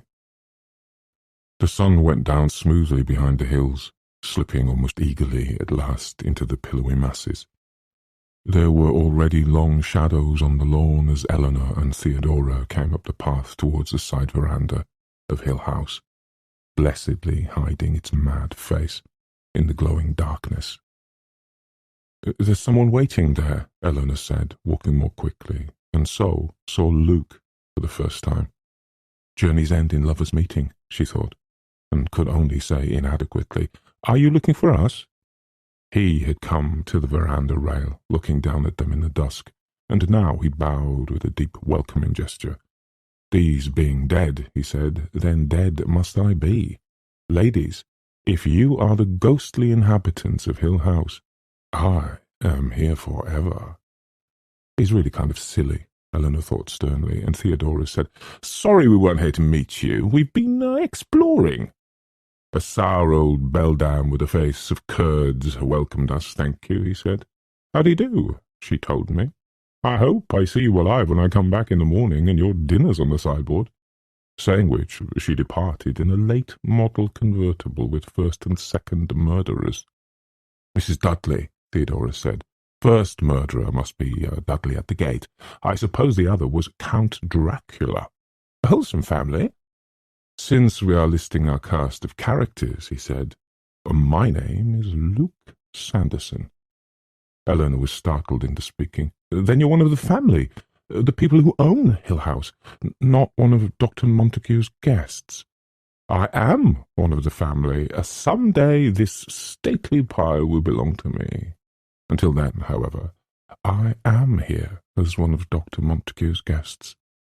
Theodora giggled. We, she said, are Eleanor and Theodora, two little girls who were planning a picnic down by the brook and got scared home by a rabbit. I go in mortal terror of rabbits, Luke agreed politely. May I come if I carry the picnic basket? You may bring your ukulele and strum to us while we eat chicken sandwiches. Is Dr. Montague here? He's inside, Luke said, gloating over his haunted house. They were silent for a minute, wanting to move closer together, and then Theodora said thinly, It doesn't sound so funny, does it? Now it's getting dark. Ladies, welcome. And the great front door opened. Come inside. I am Dr. Montague. 2. The four of them stood for the first time in the wide, dark entrance hall of Hill House. Around them, the house steadied and located them. Above them, the hills slept watchfully. Small eddies of air and sound and movement stirred and waited and whispered, and the centre of consciousness was somehow the small space where they stood, 4 separated people, and looked trustingly at one another. I am very happy that everyone arrived safely and on time, Dr. Montague said. Welcome, all of you, welcome to Hill House, though perhaps that sentiment ought to come more properly from you, my boy. In any case, welcome, welcome. Luke, my boy, can you make a martini? 3. Dr. Montague raised his glass and sipped hopefully inside. Fair, he said, only fair, my boy. To our success at Hill House, however. How would one reckon success exactly in an affair like this? Luke inquired curiously. The doctor laughed. Put it then, he said, that I hope that all of us will have an exciting visit, and my book will rock my colleagues back on their heels. I cannot call your visit a vacation, although to some it might seem so, because I am hopeful of your working, although work, of course, depends largely upon what it is to be done, does it not? Notes, he said with relief, as though fixing upon one unshakable solidity in a world of fog. Notes. We will take notes to some, a not unbearable task. So long as no one makes any puns about spirits and spirits, Theodora said, holding out her glass to Luke to be filled. Spirits. Spirits, the doctor peered at her. Spirits, yes indeed, of course none of us. He hesitated, frowning. Certainly not, he said, and took 3 quick, agitated sips at his cocktail. Everything's so strange, Eleanor said. I mean, this morning I was wondering what Hill House would be like, and now I can't believe that it's real, and we're here. They were sitting in the small room chosen by the doctor, who had led them into it, down a narrow corridor, fumbling a little at first, but then finding his way. It was not a cosy room, certainly. It had an unpleasantly high ceiling and a narrow tiled fireplace which looked chill, in spite of the fire which Luke had lighted at once. The chairs in which they sat were rounded and slippery, and the light coming through the coloured, beaded shades of the lamps sent shadows into the corners. The overwhelming sense of the room was purple. Beneath their feet the carpet glowed in dim, convoluted patterns. The walls were papered and gilt, and a marble Cupid beamed fatuously down at them from the mantel. When they were silent for a moment, the quiet weight of the house pressed down from all around them. Eleanor, wondering if she were really here at all and not dreaming of Hill House, from some safe spot, impossibly remote, looked slowly and carefully around the room, telling herself that this was real. These things existed. From the tiles around the fireplace to the marble Cupid, these people were going to be her friends. The doctor was round and rosy and bearded, and looked as though he might be more suitably established before a fire in a pleasant little sitting-room, with a cat on his knee, and a rosy little wife to bring him scones and jam. And yet he was undeniably the Dr. Montague who had guided Eleanor here, a little man, both knowledgeable and stubborn. Across the fire from the doctor was Theodora, who had gone unerringly to the most nearly comfortable chair, had wriggled herself into it somehow with her legs over the arm and her head tucked in against the back. She was like a cat, Eleanor thought, and clearly a cat waiting for its dinner. Luke was not still for a minute, but moved back and forth across the shadows, filling glasses, stirring the fire, touching the marble Cupid. He was bright in the firelight, and restless, They were all silent, looking into the fire, lazy after their several journeys, and Eleanor thought, I am the fourth person in this room. I'm one of them. I belong. Since we're all here, Luke said suddenly, as though there had been no pause in the conversation, shouldn't we get acquainted? We know only names so far. I know that it is Eleanor here who is wearing a red sweater, and consequently it must be Theodora who wears a yellow. Dr. Montague has a beard, Theodora said, so you must be Luke. And you are Theodora, Eleanor said, because I am Eleanor. Anne Eleanor, she told herself triumphantly, who belongs, who is talking easily, who is sitting by the fire with her friends. Therefore you are wearing the red sweater, Theodora explained to her soberly. I have no beard, Luke said, so he must be Dr. Montague. I have a beard, Dr. Montague said, pleased, and looked around at them with a happy beam. My wife, he told them, likes a man to wear a beard. Many women, on the other hand, find a beard distasteful. A clean-shaven man, you'll excuse me, my boy, never looks fully dressed, my wife tells me. He held out his glass to Luke. Now that I know which of us is me, Luke said, let me identify myself further. I am in private life, assuming that this is public life, and the rest of the world is actually private. Let me see. A bullfighter. Yes, a bullfighter. I love my love with a B, Eleanor said in spite of herself, because he is bearded. Very true, Luke nodded at her. That makes me Dr. Montague. I live in Bangkok, and my hobby is bothering women. Not at all, Dr. Montague protested, amused. I live in Belmont. Theodora laughed and gave Luke that quick, understanding glance she had earlier given Eleanor. Eleanor, watching, thought wryly that it might sometimes be oppressive to be for long around one so immediately in tune, so perceptive as Theodora. I am by profession an artist's model, Eleanor said quickly to silence her own thoughts. I live a mad, abandoned life, draped in a shawl and going from garret to garret. Are you heartless and wanton, Luke asked, or are you one of the fragile creatures who will fall in love with a lord's son and pine away? Losing all your beauty and coughing a good deal, Theodora added. I rather think I have a heart of gold, Eleanor said reflectively. At any rate, my fares are the talk of the cafes. Dear me, she thought. Dear me. Alas, Theodora said, I am a lord's daughter. Ordinarily I go clad in silk and lace and cloth of gold, but I have borrowed my maid's finery to appear among you.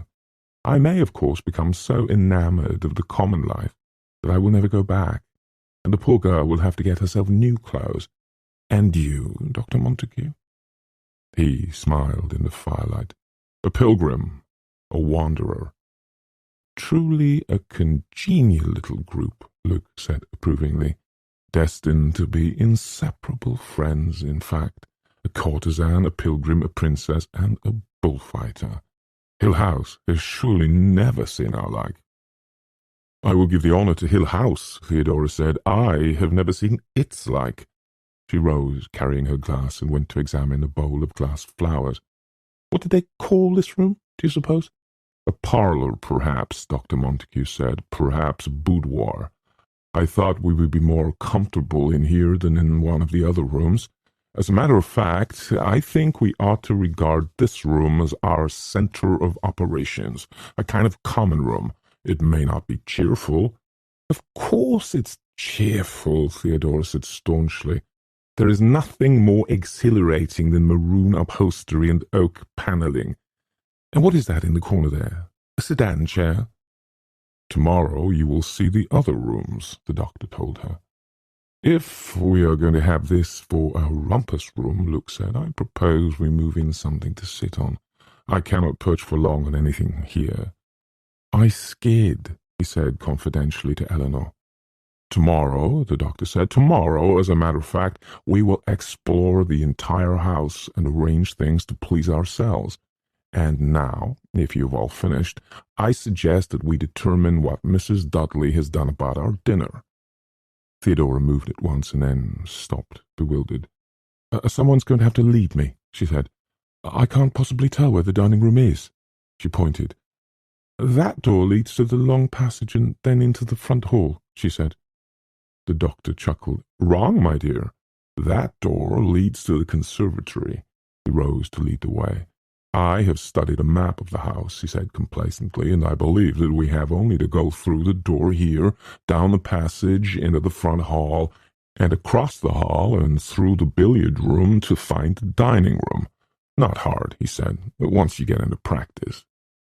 Why do they mix themselves up so? Theodora asked. Why so many little odd rooms? Maybe they like to hide from each other, Luke said. I can't understand why they wanted everything so dark, Theodora said. She and Eleanor were following Dr. Montague down the passage, and Luke came behind, lingering to look into the drawer of a narrow table, and wondering aloud to himself at the valance of cupid heads and ribbon bunches which topped the panelling in the dark hall. Some of these rooms are entirely inside rooms, the doctor said from ahead of them. No windows, no access to the outdoors at all. However, a series of enclosed rooms is not altogether surprising in a house of this period, particularly when you recall that what windows they did have were heavily shrouded with hangings and draperies within and shrubbery without. Ah, he opened the passage door and led them into the front hall. Now, he said, considering the doorways opposite, two smaller doors flanking the great central double door. Now, he said, and selected the nearest. The house does have its little oddities, he continued, holding the door so that they might pass through into the dark room beyond. Luke, come and hold this open so I can find the dining room. Moving cautiously, he crossed the dark room and opened a door, and they followed him into the pleasantest room they had seen so far. More pleasant, certainly, because of the lights and the sight and smell of food. I congratulate myself, he said, rubbing his hands happily. I have led you to civilization through the uncharted wastes of Hill House. We ought to make a practice of leaving every door wide open, Theodora glanced nervously over her shoulder. I hate this wandering around in the dark. You'd have to prop them open with something then, Eleanor said. Every door in this house swings shut when you let go of it. Tomorrow, Dr. Montague said, I will make a note. Doorstops. He moved happily towards the sideboard, where Mrs. Dudley had set a warming oven and an impressive row of covered dishes. The table was set for four, with a lavish display of candles and damask and heavy silver. No stinting, I see, Luke said, taking up a fork with a gesture which would have confirmed his aunt's worst suspicions. We get the company silver. I think Mrs. Dudley is proud of the house, Eleanor said. She doesn't intend to give us a poor table, at any rate, the doctor said, peering into the warming oven. This is an excellent arrangement, I think. It gets Mrs. Dudley, well, away from here before dark, and enables us to have our dinners without her uninviting company. Perhaps, Luke said, regarding the plate which he was filling generously, perhaps I did good Mrs. Dudley. Why must I continue to think of her perversely as good Mrs. Dudley? Perhaps I really did her an injustice. She said she hoped to find me alive in the morning and our dinner was in the oven. Now, I suspect that she intended me to die of gluttony. What keeps her here? Eleanor asked Dr. Montague. Why does she and her husband stay on, alone in this house? As I understand it, the Dudleys have taken care of Hill House ever since anyone can remember. Certainly the Sandersons were happy enough to keep them on, but tomorrow, Theodora giggled. Mrs. Dudley is probably the only true surviving member of the family to whom Hill House really belongs. I think she is only waiting until all the Sanderson heirs, that's you, Luke, die off in various horrible ways, and then she gets the house and the fortune and jewels buried in the cellar. Or maybe she and Dudley hoard their gold in the secret chamber. Or there's oil under the house. "There are no secret chambers in Hill House," the doctor said with finality. "Naturally, that possibility has been suggested before, and I think I may say with assurance that no such romantic devices exist here. But tomorrow, in any case, oil is definitely old hat. Nothing at all to discover on the property these days," Luke told Theodora. "The very least Mrs. Dudley could murder me for in cold blood is uranium." "Or just the pure fun of it," Theodora said. "Yes," Eleanor said, "but why are we here?" For a long minute the three of them looked at her, Theodora and Luke curiously, the doctor gravely. Then Theodora said, "Just what I was going to ask. Why are we here? What is wrong with Hill House? What's going to happen?" "Tomorrow?" "No," Theodora said almost petulantly. "We are three adult, intelligent people. We have all come a long way, Dr. Montague, to meet you here in Hill House. Eleanor wants to know why, and so do I." "Me too," Luke said. "Why did you bring us here, Doctor? Why are you here yourself? How did you hear about Hill House, and why does it have such a reputation, and what really goes on here? What is going to happen?" The doctor frowned unhappily. "I don't know," he said, and then, when Theodora made a quick, irritated gesture, he went on, "I know very little more about the house than you do, and naturally I intended to tell you everything I do know. As for what's going to happen, I will learn that when you do. But tomorrow is soon enough to talk about it. I think daylight." "Not for me," Theodora said. "I assure you," the doctor said, "that Hill House will be quiet tonight. There is a pattern to these things, as though psychic phenomena were subject to laws of a very particular sort." "I really think we ought to talk it over tonight," Luke said. "We're not afraid," Eleanor added. The doctor sighed again. "Suppose," he said slowly, "you heard the story of Hill House and decided not to stay. How would you leave tonight?" He looked around at them again quickly. "The gates are locked. Hill House has a reputation for insistent hospitality. It seemingly dislikes letting its guests get away. The last person who tried to leave Hill House in darkness, it was 18 years ago, I grant you, was killed at the turn of the driveway, where his horse bolted and crushed him against a big tree. Suppose I tell you about Hill House, and one of you wants to leave. Tomorrow, at least, we could see that you got safely to the village."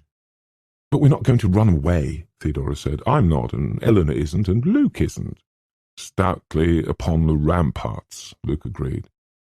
"You are a mutinous group of assistants. After dinner, then, we will retire to our little boudoir for coffee and a little of the good brandy Luke has in his suitcase, and I will tell you all I know about Hill House. Now, however, let us talk about music, or painting, or even politics." 4. "I had not decided," the doctor said, turning the brandy in his glass, "how best to prepare the three of you for Hill House. I certainly could not write you about it, and I am most unwilling now to influence your minds with its complete history before you have had chance to see for yourselves." They were back in the small parlour, warm and almost sleepy. Theodora had abandoned any attempt at a chair, and had put herself down on the hearthrug, cross-legged and drowsy. Eleanor, wanting to sit on the hearthrug beside her, had not thought of it in time, and had condemned herself to one of the slippery chairs, unwilling now to attract attention by moving and getting herself awkwardly down onto the floor. Mrs. Dudley's good dinner and an hour's quiet conversation had evaporated the faint air of unreality and constraint. They had begun to know one another, recognize individual voices and mannerisms, faces and laughter. Eleanor thought with a little shock of surprise that she had been in Hill House only for 4 or 5 hours, and smiled a little at the fire.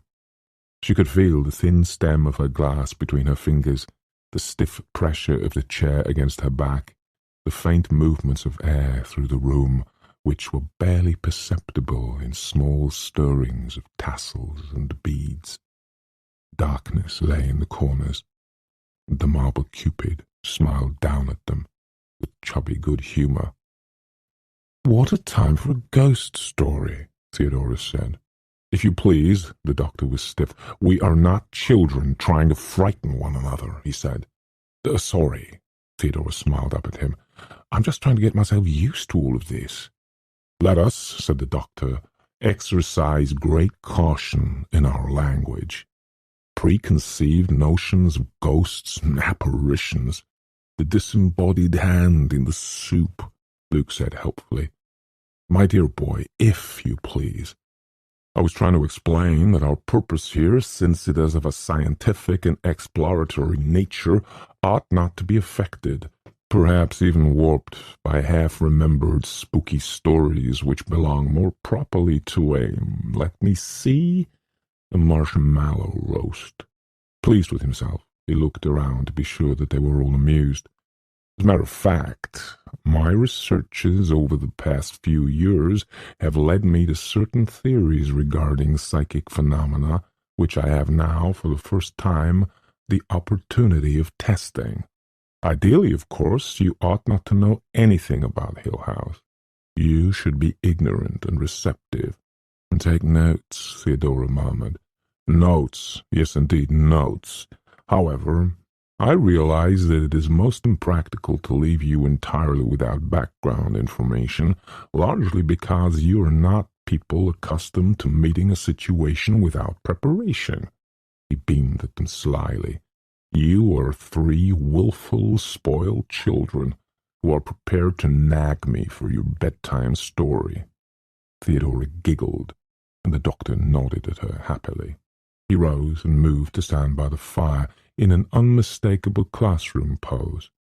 He seemed to feel the lack of a blackboard behind him because, once or twice, he half-turned, hand-raised, as though looking for chalk to illustrate a point. "Now," he said, "we will take up the history of Hill House."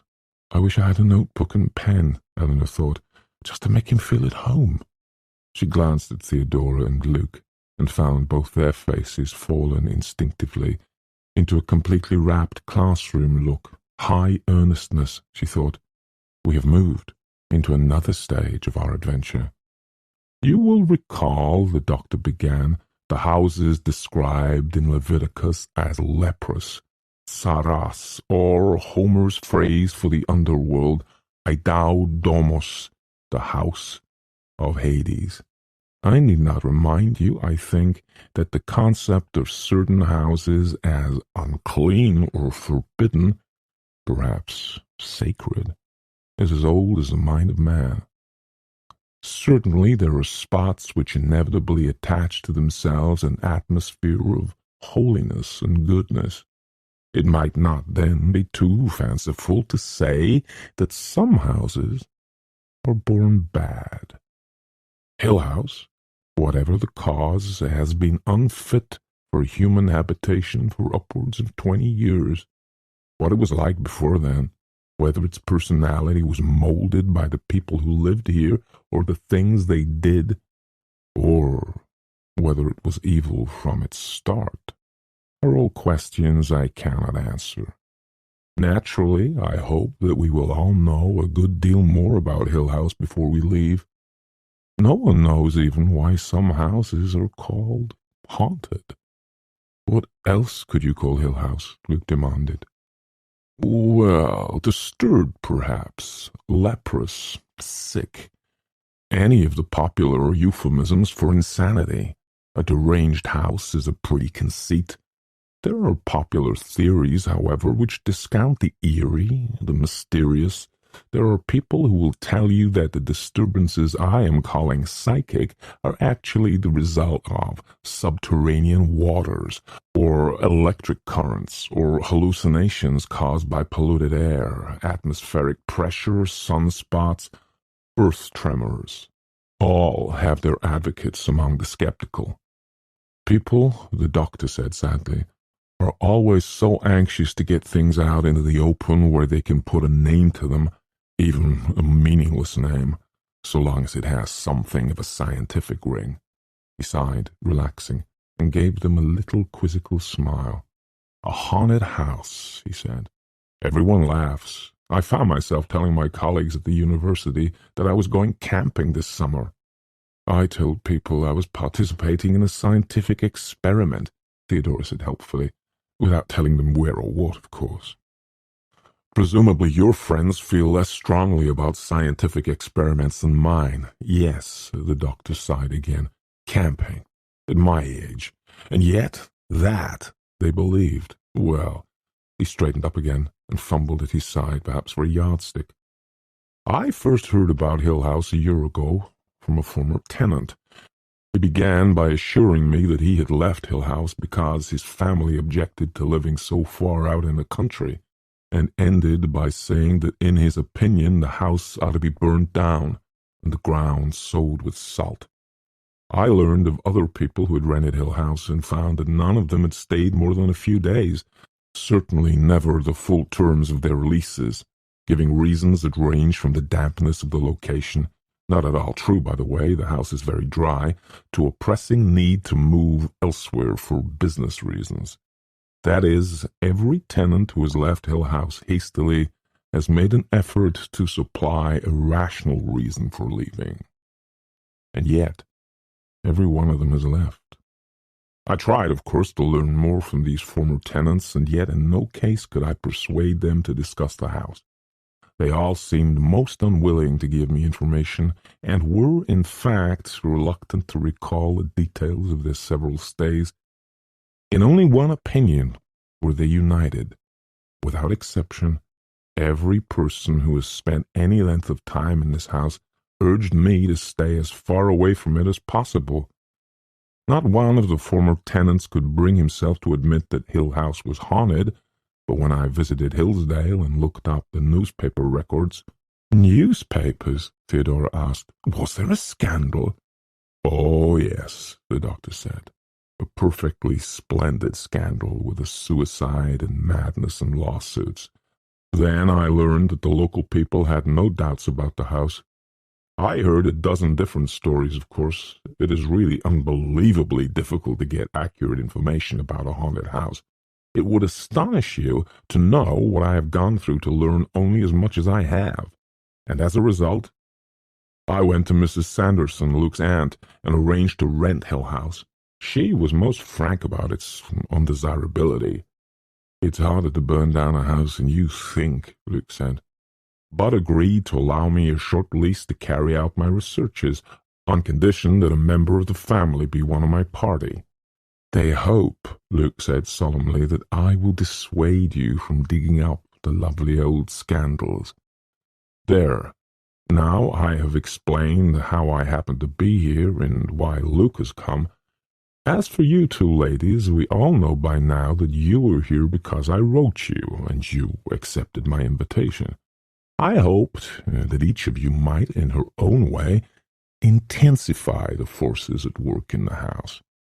Theodora has shown herself possessed of some telepathic ability, and Eleanor has in the past been intimately involved in poltergeist phenomena. Huh? Of course. The doctor looked at her curiously. Many years ago, when you were a child, the stones. Eleanor frowned and shook her head. Her fingers trembled around the stem of her glass, and then she said, "That was the neighbours. My mother said the neighbours did that. People are always jealous." Perhaps so. The doctor spoke quietly and smiled at Eleanor. The incident has been forgotten long ago, of course. I only mentioned it because that is why I wanted you in Hill House. When I was a child, Theodora said lazily, many years ago, Doctor, as you put it so tactfully, I was whipped for throwing a brick through a greenhouse roof. I remember I thought about it for a long time, remembering the whipping, but remembering also the lovely crash. And after thinking about it very seriously, I went out and did it again. I don't remember very well, Eleanor said uncertainly to the doctor. But why? Theodora asked. I mean, I can accept that Hill House is supposed to be haunted, and you want us here, Dr. Montague, to help keep track of what happens. And I bet besides that you wouldn't at all like being here alone. But I just don't understand. It's a horrible old house, and if I rented it I'd scream for my money back after one fast look at the front hall. But what's here? What really frightens people so? I will not put a name to what has no name, the doctor said. I don't know. They never even told me what was going on, Eleanor said urgently to the doctor. My mother said it was the neighbours. They were always against us because she wouldn't mix with them. My mother— Luke interrupted her slowly and deliberately. I think, he said, that what we all want is facts, something we can understand and put together. First, the doctor said, I am going to ask you all a question. Do you want to leave? Do you advise that we pack up now and leave Hill House to itself and never have anything more to do with it? He looked at Eleanor, and Eleanor put her hands together tight.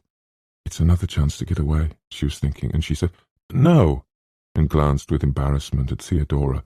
I was kind of a baby this afternoon, she explained. I did let myself get frightened. She's not telling all the truth, Theodora said loyally. She wasn't any more frightened than I was. We scared each other to death over a rabbit. Horrible creatures, rabbits, Luke said. The doctor laughed.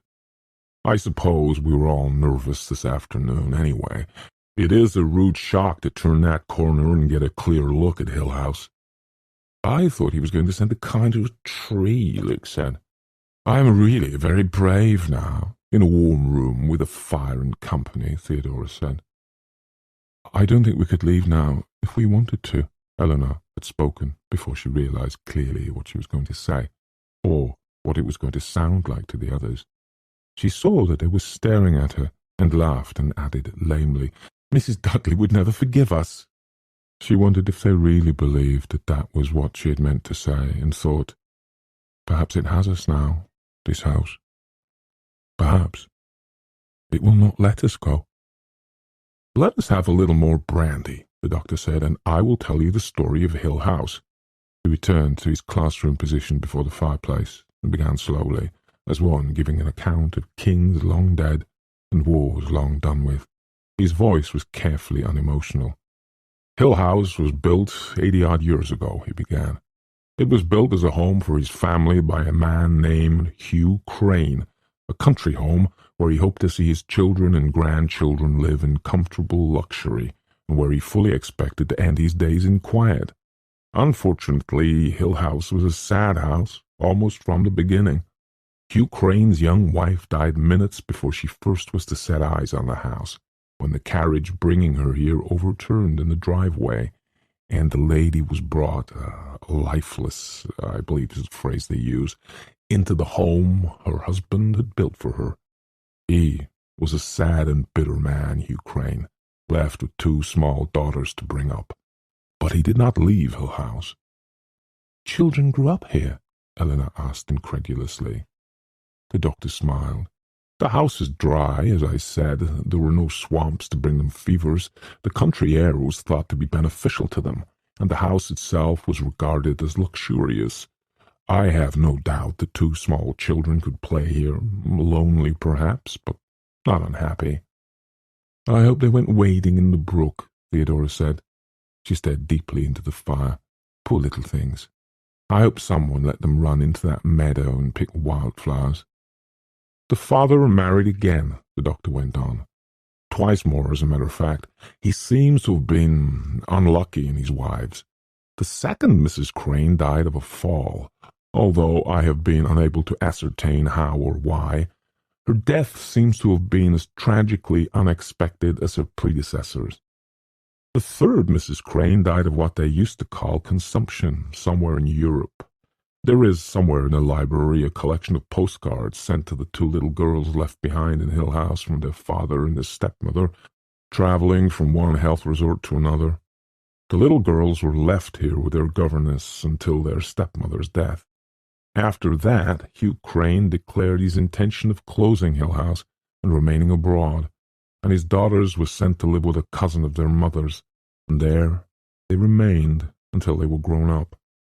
I hope Mamma's cousin was a little jollier than old Hugh, Theodora said, still staring darkly into the fire. It's not nice to think of children growing up like mushrooms in the dark. They felt differently, the doctor said. The two sisters spent the rest of their lives quarrelling over Hill House. After all his high hopes of a dynasty centered here, Hugh Crane died somewhere in Europe shortly after his wife, and Hill House was left jointly to the two sisters, who must have been quite young ladies by then.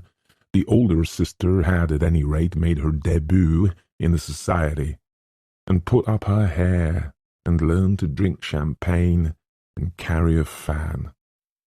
I hope you felt every word of this journey, just as deeply as I felt telling it to you. If you want to stay part of the story, hit subscribe and ring the bell. Something even more captivating is already on its way. Until next time.